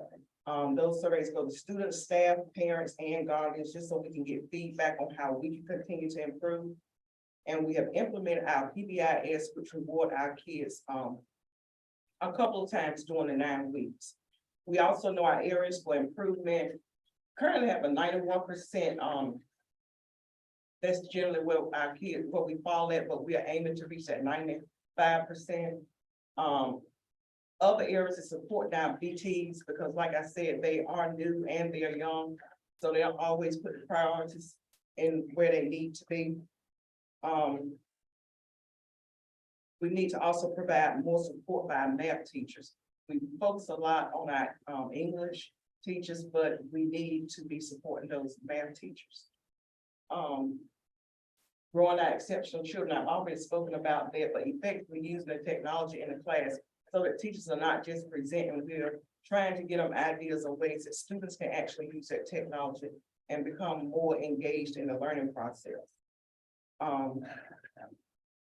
Also, just keeping our focus on those research-based practices that we know will actually move our students. Our priority goals, the first one is A109. School expects students to participate in activities to develop skills outside the classroom. So we're expanding the students' thinking and learning through rigorous activities aligned to the standards, through field trips, guest speakers, hands-on activities, and projects. Creating a survey and administer a survey to student survey to discover their preference in extracurricular activities. So some of them are asking for soccer, debate teams, just different things like that that we do not currently offer. That is the information that we're gathering through those surveys. Implement a club schedule to encourage students to participate in extracurricular activities, and we did link up with like dance teachers and bowling alley and different things like that, and they gave us some ideas what they could do to help our kids who would not otherwise be able to play sports and things like that. Priority goal number 2, the school implements a tiered instructional system that allows teachers to deliver evidence-based instruction aligned with individual needs of students across all periods. And of course, we use the calendar flexibility. But in here also, we're going to utilize research-based practices to continue to engage students and staff will attend professional development regarding MTSS to ensure understanding and reasoning behind its implementation. We have a problem-solving team, and they will continue to meet to discuss student-related concerns to provide support to students and staff, and as well as their parents, because we sometimes are their only resource. And we also have our parent engagement center up running, where parents can come in and use that to fill out job applications or whatever it is that they may need to do. And our last goal is our priority goal number 3. All teachers employ effective classroom management and reinforce classroom rules and procedures by positive teaching to students. And so we have a school-wide discipline plan that everybody's following. So it's not different from class to class. Students know their expectations. And that has really helped us out a lot. We require them to have a communication log each time they call a parent, whether it's good or bad. We're asking them to log that information. So when parents reach out to Mr. Pullen or I, we can refer back to that document because it's shared through Google Docs. So like I said, we've shared classroom management tips and instructional practices with teachers and staff to ensure high level student engagement and achievement. Continue to provide classroom PD to ensure positive classroom culture and ensure student level of engagement. And we have our MTSS up and running. PBIS matrix is posted in every class and it throughout the school so students know what they are looking for. Last slide, currently we have no vacancies. Staff supports, we have PD coaching, instructional supports. We're looking at trying to maybe do some Saturday academy with our students that we refer to as our bulk students so that we can have them there in a smaller setting. Early release days focus on topics such as the learning focus. We have weekly SEL staff check-ins and SEL activities provided to staff each month. So this month they participated in a musical chairs type thing to get the people going. Student supports, SEL activities provided for student monthly for the school student support team. And examples are the National Suicide Prevention Week, Bullying Prevention Week. We have daily intervention and celebration built into the school day, creating a college career readiness culture, and every opportunity we get, we talk to the students about college. And we know it's not for everybody, but we still want to plant that seed in case it is. student support team is creating a homogeneous counseling groups and he's looking at going to girls with pearls and my alpha men. To assist with addressing inter and interpersonal and academic issues. And then we have our AIG support and after school support for students, based on their data. That concludes my presentations there. Input. What do you need? Math support right now. The math TAs will tutor the consultant. To step in to get support there. And so that, ESSER 3 funds, the 2 million I saw in the assist with math TA. Or Title Yes, we talked about that today. Okay. And she has her Title I funds, I. Okay. which will expire, and then the when you put salaries into estimate that has a cliff, so to speak, then you put yourself in a situation where you might not, where you're gonna put that person in. Okay. So we're trying to do the first funds first.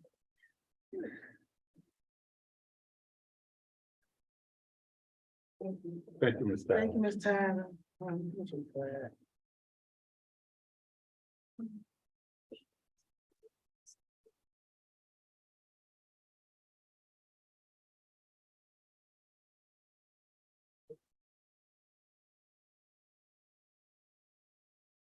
All right, good evening, board chair, board members, council. Dr. Simonton, staff members, community members, and yes. My name is Derek Wood. I'm the interim principal for Belton Elementary Global Academy. We have a new appointed school improvement team chair. Her name is Teresa Singleton. I feel that she's going to do a phenomenal job being the school improvement team chair. Here listed, we have access to InStart.org. Our username is guest16452, as well as our password guest16452.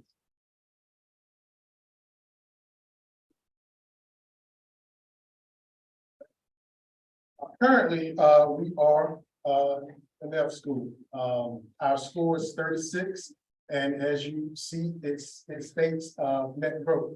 However, we covered that earlier by a board member that, that we really need growth. But these are the facts, and we have to build on the facts and the numbers that that's listed here. So I did want to, kind of point that out, but also what we would like to see is an A, nothing less than a B. And our goal is to strive towards that A. That's our goal, that's our purpose. Just want to hone in on some of the data that's listed here. Our third grade reading in 21-22 was 24.4%. Took a dive in 22-23 to 15.6%. Our goal this year, we're always looking to move, surpass our goal, but our goal is 25% to do a little bit better than where we were in that dive. I want to point out also, we do have our 5th grade scholars at the elementary school this year. In 21-22, it was 34%. And 22-23, there was a dive to 30.4%. Our goal was to at least do a little bit better than where we were at 35%. And then to also highlight all the other areas, those are the only 2 that I want to point out because those were the only 2 that we actually took a dive. Every other area we did increase in efficiency.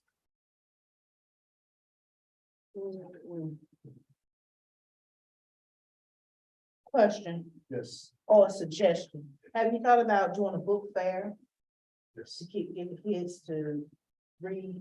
And also, I know something that was used when my son was in elementary school that he loved, and a lot of the kids received awards. The reading program where you read 30 minutes at home and you record it every night with your parents, what book you read, how many pages you read, to help them keep that reading at home to reinforce. Right. And these are all things that we've talked about as staff members in the school improvement team. And these are some of the things that we're going to be scheduling and setting up as we go. Okay, EVAS group data, and it was mentioned earlier, subgroup growth index, all Black as well as economic disadvantaged students were on that. All right, so we have our strengths, and our strengths weren't only acknowledged by staff members and myself, but we had DPI, CMA team to come in to also help out, and they acknowledged the stress that we have here as well. When DPI CNA team came, was various class walkthroughs, interviews conducted with parents, teachers, students, as well as administration. So the strengths that we have listed are students are eager to learn, which serves as a foundation for increased achievement. Most students understand behavior expectations and follow classroom procedures, which minimize disruptions to teaching and learning. Teachers demonstrate care and concern for students, creating an atmosphere conducive to learning. Wilton Elementary has access to an abundance of instructional resources and human capital that are intended to increase student success.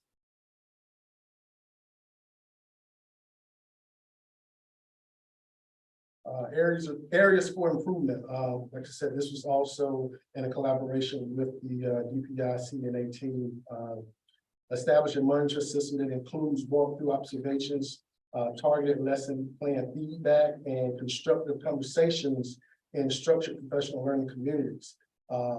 As of now, we conduct PLCs on every other Wednesday. We have grade level meetings.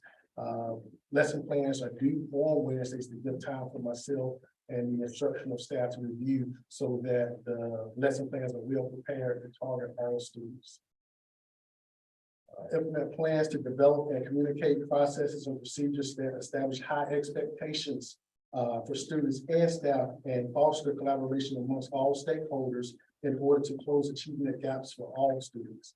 So once again, we want to differentiate our lessons to make sure that we can meet every student, every child at their level to encourage efficiency. Third area for improvement, improve the quality of teaching and learning by intentionally preparing preparing standards align lessons that are rehearsed and strategically thought out prior to delivery. So once again, by conducting the POCs and having those lesson plans turned in prior to the week, gives us time to make the adjustments needed to target our students. Utilize knowledge gained from professional development to align instructional practices to increase student achievement, and adhere to an established data analysis protocol that reviews formative and summative data in a timely manner to determine instructional steps.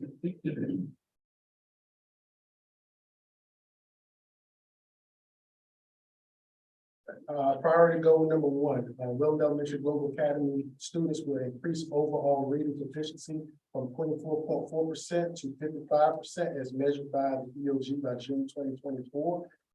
Strive for 55. The school develops and implements consistent, intentional, and ongoing plans to support student transitions from grade to grade and level to level.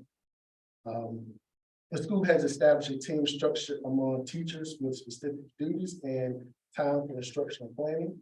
Each student is assessed at least 3 times each year to determine progress toward standard-based objectives. Currently, there are benchmarks, students just by Q&A in their classrooms, dailies, how they're assessing students, quizzes, tests, and just making sure that all students are learning and that we continue to differentiate our lessons to reach every child. Priority goal 2, Will the students will increase their overall math proficiency from 15.9% to 55% as measured by the NCEOG by June 2024. And we have listed the same indicators for that particular goal.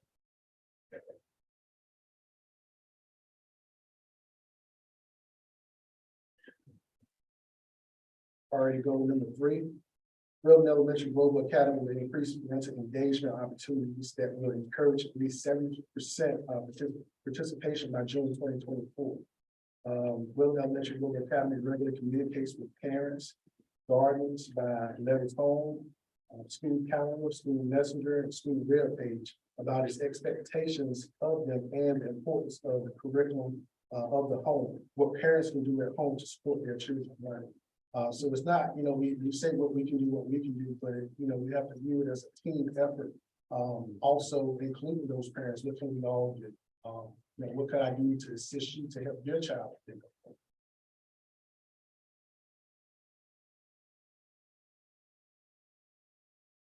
Current vacancies are custodian, media specialist, elementary teacher, we see pre-K teacher and instructional coach. Staff supports, as earlier mentioned, we have staff PD, which is letters, learning focus. We have our math conference and reading conference. Student supports, we have tutors from NCAA corps. Those tutors pull out students that's performing low for small group instruction. We have literacy coach that assists our staff as well as our students with pullouts. After school boot camp that was conducted earlier in the school year to target our students, early.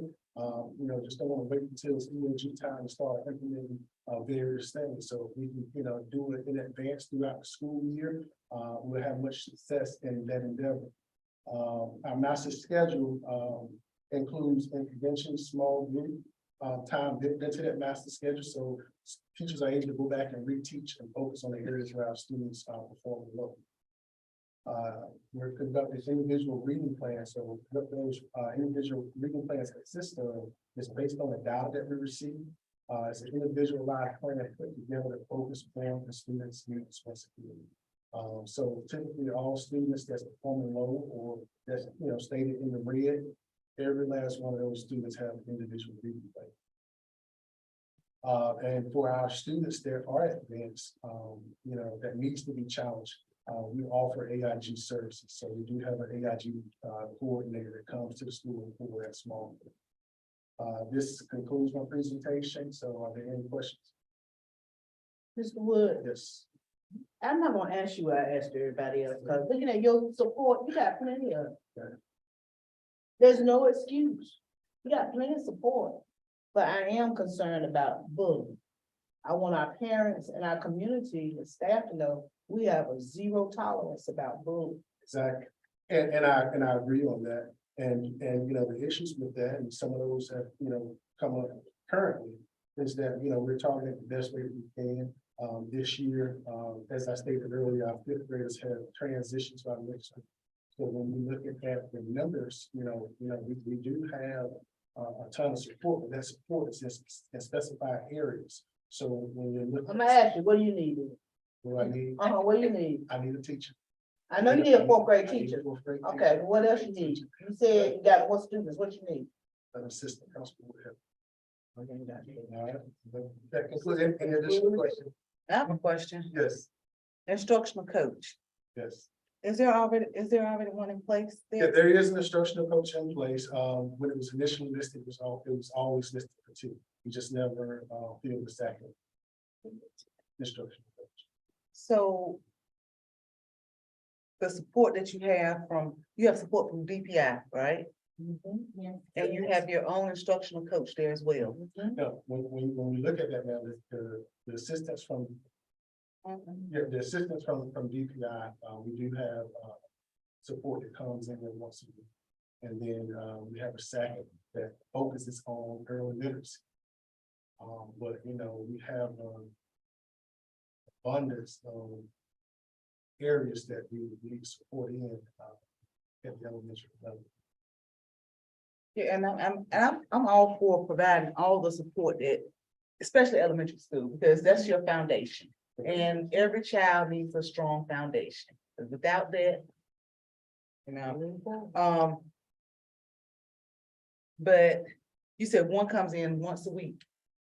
That's the That's person from BPI? Yeah, it's actually 3 people that come in.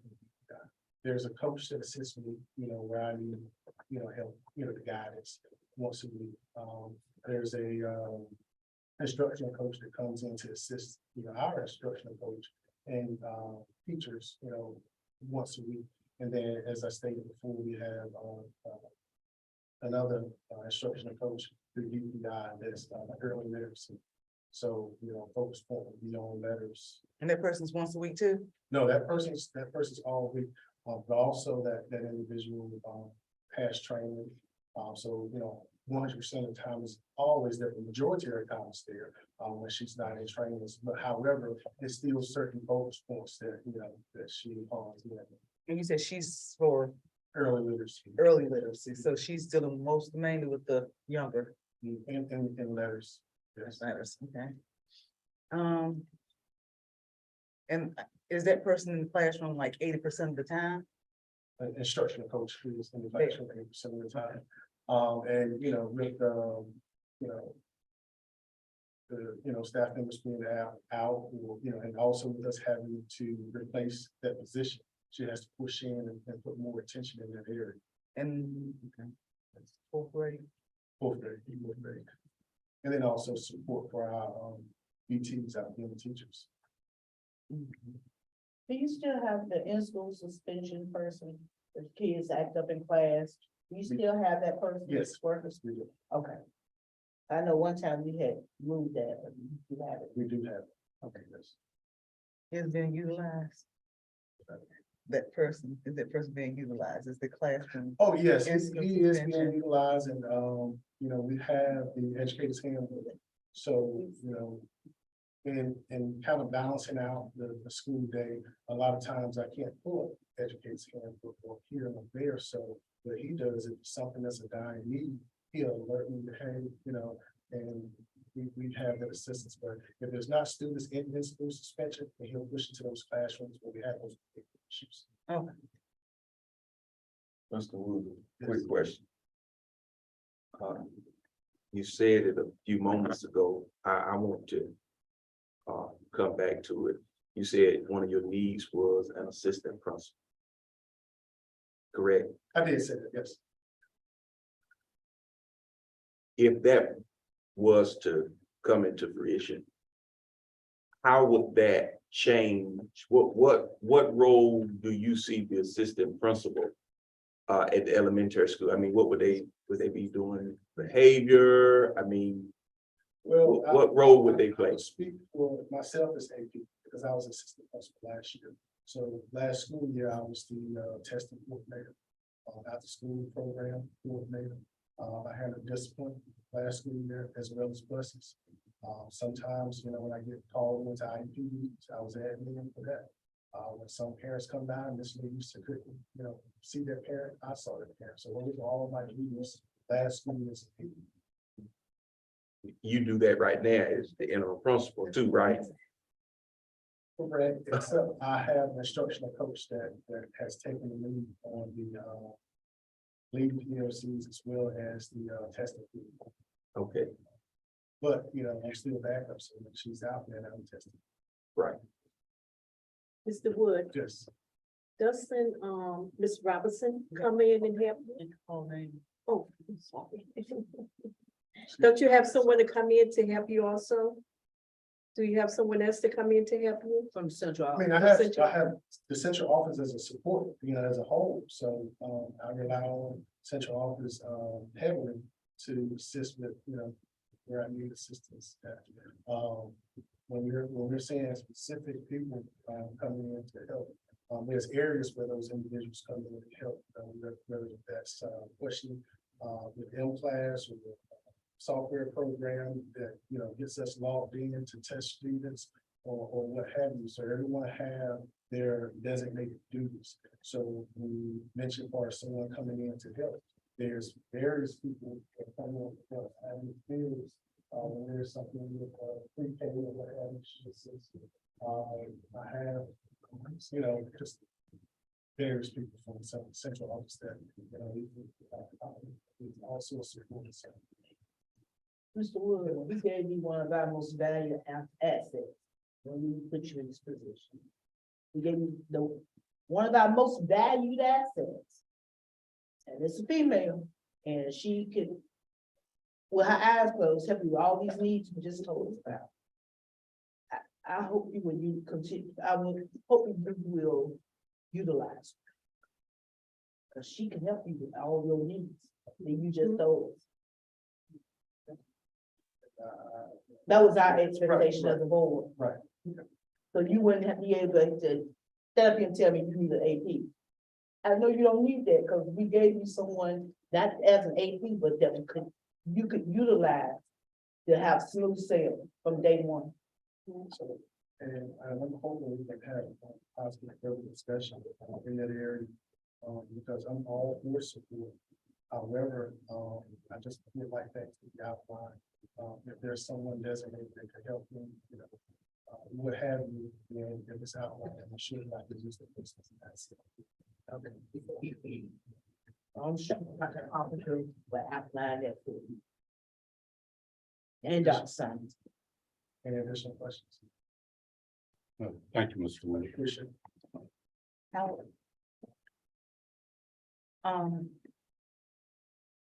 This one's, I'm not trying to pick Yes. up anything.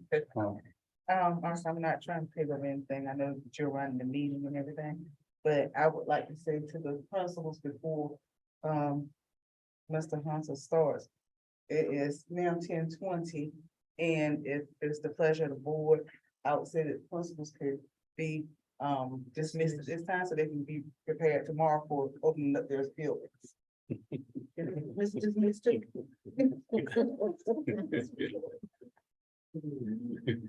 I Is agree. that the pleasure of the board? Yes. Ms. Jenkins? Me. Me. And also, not only that, I would like to, and I asked earlier about tabling some items on the agenda. And I would first of all like to start off, Mr. Hunter, do you have a lot to present? Because if not, we're gonna, I would like to table you until next time. I mean, go ahead, Mr. Hunter. Ask her. It's not really a whole lot.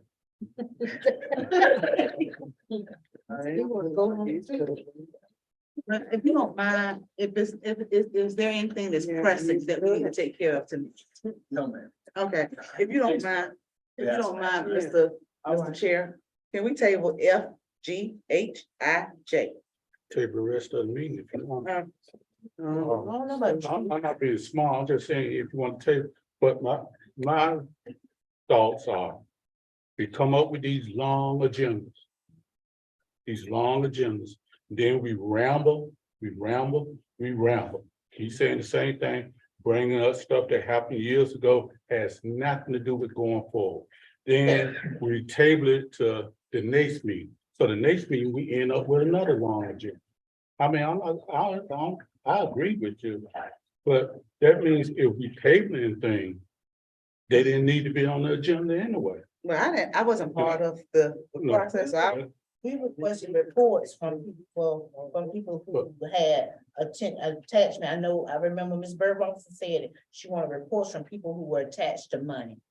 Now, most of these are not attached to money, so we didn't request these items. These were reported that you wanted all the directors to speak. Attached Yeah, to money. no, she expressed that, but wanted all the directors to report.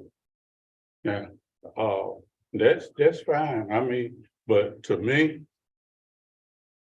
not only do the principals have to go to work, you got central office, central service people that have to be to work. You have Attorney Webber who has to go all the way back to Raleigh. I mean, and different things. So we need to be cognizant of people's time. of people's time. Exactly. And I would go I as agree. far to say I that agree. we even consider a time limit. Exactly. that would keep us from standing here, spinning wheel, saying things over and over, which is redundant. It is. And we need to go to a possible, that's my opinion, to go to a time limit, because now we still have to go back in closed session. Yes, And it's what, it's 25 past 10, exactly. and we've been in here since 6:45. Since 6:45. And what have we accomplished? What have we accomplished? Other than passing the time and getting close to the time to go to work in the morning. Ain't I lying. don't have to go to work in the morning. I do. I don't have to, but I get up at 6 o'clock. But still, you know, if it's something important, I say yeah. But And that's a what lot it of is. this stuff is drawn out. It's not important. Things are being said over and over. And that's what, What's there in the prayer? that's why I went through some of them tonight. I Mr. Williams, appreciate that. because it's ridiculous. And Yes, we it's have to do ridiculous. better. We have to do better. Yeah. So, So maybe you should go to the meeting. Well, maybe if I know the time. Okay. But, Mr. Hunter, I just want to let you know that, I don't know if it's the pleasure of the board. I don't know. so Second. Yes. Require a motion no, Okay, to modify the agenda, so it require a motion to table item, F, right, F, G, H, I, and J. If that's what you want. that's fine. So moved. Second. so what now? What was it? He said to table the items F, G, H, I, and J, and I think so moved. So it just needs a second. Go on the back. Some of this stuff been going in the back. Okay, it's been motioned by, by Ms. Robinson and second by Ms. Hill. The items F, G, H, I, and J be tabled to the next meeting.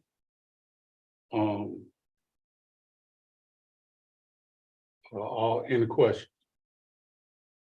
All in favor, aye. All opposed? Pass. So they'll go to the next meeting. Dr. Simon, the only thing I do ask, we didn't need, ask, talk with Ms. Fields, but we do need an update on bus monitors and get that straight. Mr. Honey could do that right now. Okay, but it just said table him. Mhm. So You can email it So- to us. Yeah. You can email it to us. Okay. That'll So- be fine. if you talking about that, then we really need to do whatever is on the consent agenda. We need to take care of that action. And then if you want to table the rest of, it, including closed session, then that's fine. So board members, so you're required to have a public comment period. All right, I'll get that pretty. So that's Yeah, one item that you can't Right. table. The other ones I would just ask for your consideration. That you also not table the policy updates, Right. because those are required by statute. But I won't do any more than 2 minutes presenting those. This is just the first read. And I don't want to speak for administration, but I think some of these contracts are pretty pressing as well, because those involve services. Yeah. On the consent agenda, contract. But you could certainly table, board training, exit interviews process. Interview. And then obviously when we get back into close, have a discussion about whether to table it with those. Oh, It's break. oh, Dr. Simon. It's the break. Do we have someone for public forum? That two signed up. Harris. And Mr. Davis. I think they both left. I don't see them. Those were the two that. Okay, hold on. Okay, next then, do we have, a motion for the consent agenda? No, We gonna skip the policy update? And the board training. and Yeah. we It's- gotta do the- These are just gonna take a few minutes, 2-3 seconds to do discussion. We on 11A, board training. going to be November the 9th, December the 7th, January the 18th. We had to come up with another date, and February the 8th. It's from 4 to 8. And which is what we said last meeting. That's saying by Dr. Pat Ashley. Of course, she had to be paid lodging and food because it's late and she doesn't travel at night. Say that those again. dates Those are don't- nine. November the 9th, Mhm. December the 7th, January the 18th, which would need to be changed due to a board meeting. February the 8th. And maybe March the 14th. The time, March the 14th. Okay. The time is from 4 o'clock to 8 o'clock, and it's at the central service. And she'll give us the bill for a hotel and meal. The cost is $1,500 per session. That is the board training.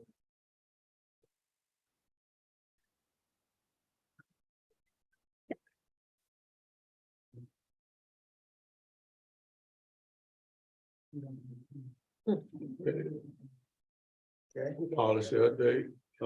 I think, Ms. Dameron's up next. Exit interview.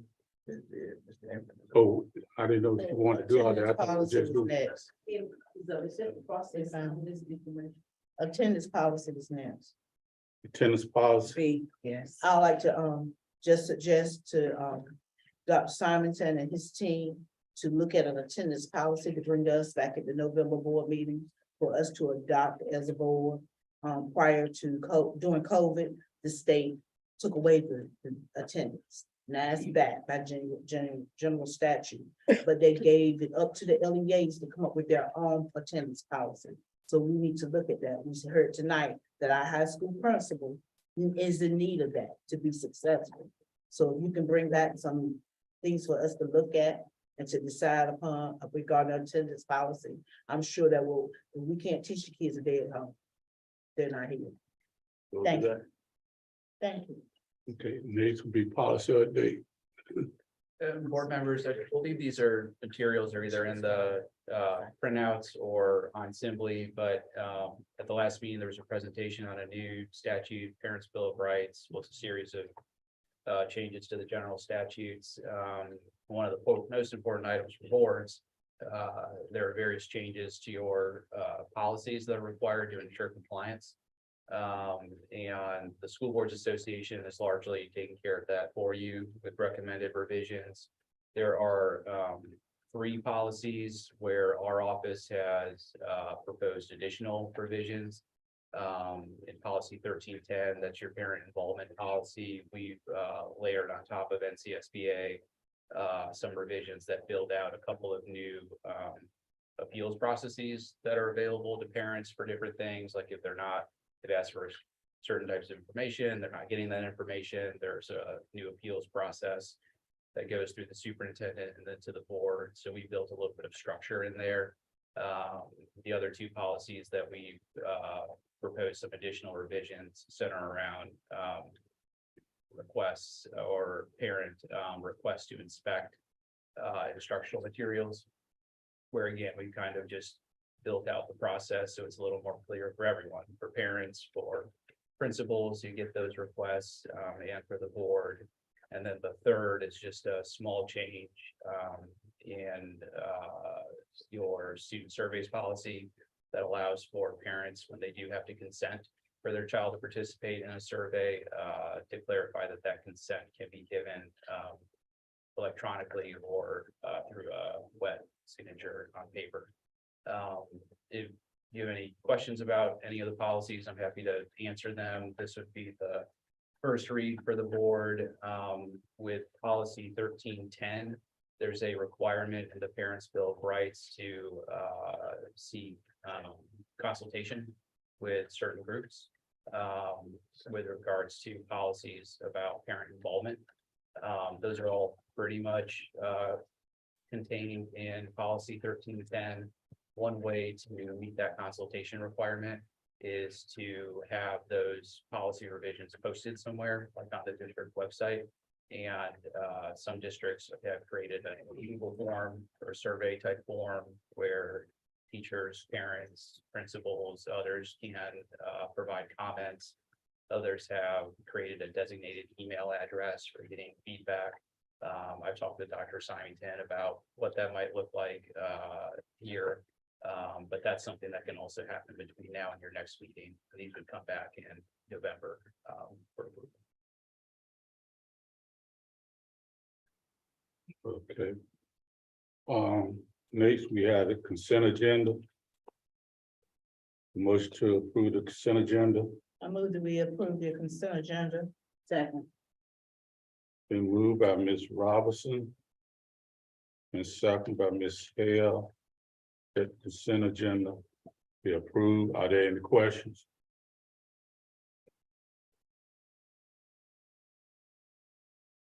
All in favor? Aye. All opposed, same. Motion passes. Okay.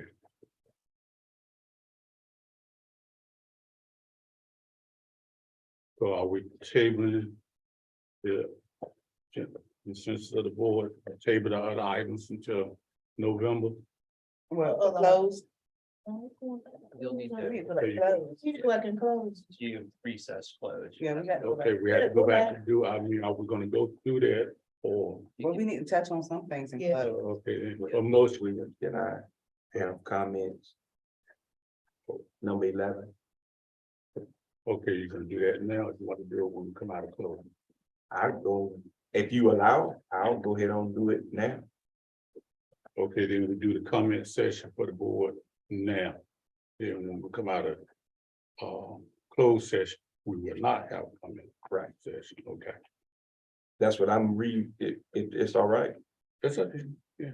Okay, I just wanted to say, just to piggyback real quick on what Attorney Weber said about the, parents' Bill of Rights. When we were at the Fall Law Conference last week, Ms. Jenkins and myself, they gave a wonderful presentation, and I'm not going to rehash all of that, that was stated, but that's very important and is somewhat contentious in certain pockets, I guess to say, of the state and a whole lot of parents and all they're raising concerns and questions. So we need to make sure that we're on top of our game, doing what we have to do with what Attorney Weber said, and just wanted to give a little feedback on that. They did share that with us, and some of the presentation that they gave, I have that, and I don't mind sharing it with the rest of the board as far as that is concerned. Also, one other highlight I wanted to just touch on, because I know we've had several comments about it in our board meetings. EC, they did a whole section at the Fall Law Conference concerning EC, making sure that contracts were in place, making sure that services were provided. They gave a long illustration where one school district actually had to pay upward of $400,000 for one EC student, where services were not given like they were supposed to be, where things were not documented. And that was another thing. And, you know, things like that just stuck out to me from what we have been talking about at our very own board. So, you know, just making sure that we are doing what we're supposed to do as far as our EC department is concerned. That was an eye opener to be in that particular, you know, section where they were talking about the EC needs of students and contracts and making sure that everything was on the up and up, and actually documented the way that it was supposed to be, because this particular school board, the court ruled in the favor of the school board, but when they got to talking about the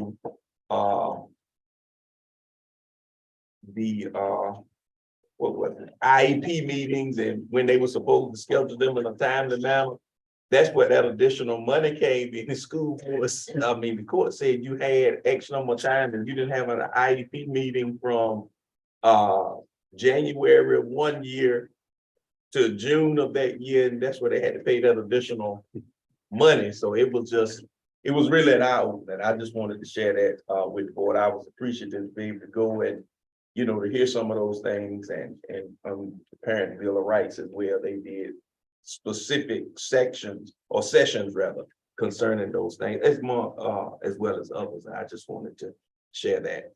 And the last thing that I wanted to say, I agree, you know, I voted, we tabled things tonight, but I also want to remind us as school board members.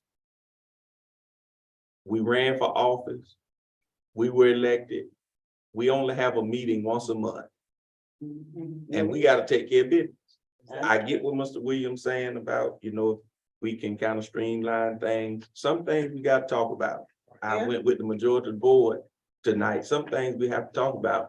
And when we have board meeting, I know my calendar is clear. Whatever time I get home because that's what I have to do as a board member. And I know when we come to meetings, sometimes we say this, that, and the other, but if we take our fiduciary responsibility as serious as we say we do, we gotta take care of business. And I agree with what you said, Mr. Williams, if we table it this month and we still gotta talk about it this next month, I mean, we're gonna end up having a long meeting sometime. Sure. Sometime. So I just hope that we will pay attention to that when we go forward, and if we can combine some things, you know, we combine some things so we don't have it here on the agenda. Then later on in the agenda, we have it again in somewhat of a different fashion. So I just wanted to say that. Thank you, Mr. Williams. Yes, sir. Thank you, Reverend Sykes. We have a motion to go back into closed session. Motion to return to closed session. No, well, let me see what I got to say, then I'm gonna let it go too. I know last month I mentioned in my board comments about our upcoming homecoming activities, and homecoming was a success this year. I think a lot of people, a lot of people enjoyed themselves coming home. And the fact that they were able to come through the school and look at the school and, you know, just see where they went to school at and show their kids and grandkids and things of that nature. So it was a beautiful homecoming, very successful, a memorable experience, because next year for homecoming, the school probably won't be standing here. If it is, it won't be in use anyway for them to come inside of it. But I just want to thank everybody for their participation and making our homecoming week and activities a success. And I wasn't in charge of it, but you know, I was out there advocating and trying to get participation into the homecoming. So I just want to, on behalf of the homecoming committee, I want to thank everyone from the parade to the tailgating, to the game, to the pre-homecoming games and things of that nature. I just want to thank everyone for your participation. In regards to what Mr. Wait a minute. We have a motion on the floor. The motion to go back into. And this can go back into recess. To the, That's dead, closed that session. must, we ain't getting, it won't no second, that's dead. I didn't ask for a second, so let me ask, is there a second? Is there a second? Second. There's been motion by Reverend Sykes and second by Ms. Hale that we return to the recess or closed session. Any questions? All in favor, aye? Okay, let me do a roll call. Ms. Hale, Aye. Ms. Harrison, Ms. Jenkins, Ms. Robinson, Reverend Sykes. Okay, motion carried. I need to go and finish what you said. I just want to get the motion straight. You can go finish. It's gone. Oh, I was okay. on the road, it's gone. But anyway, I understand. That's it. Well, Okay. yeah, that's it. We got to go to close. So we in closed session now, right? Yes,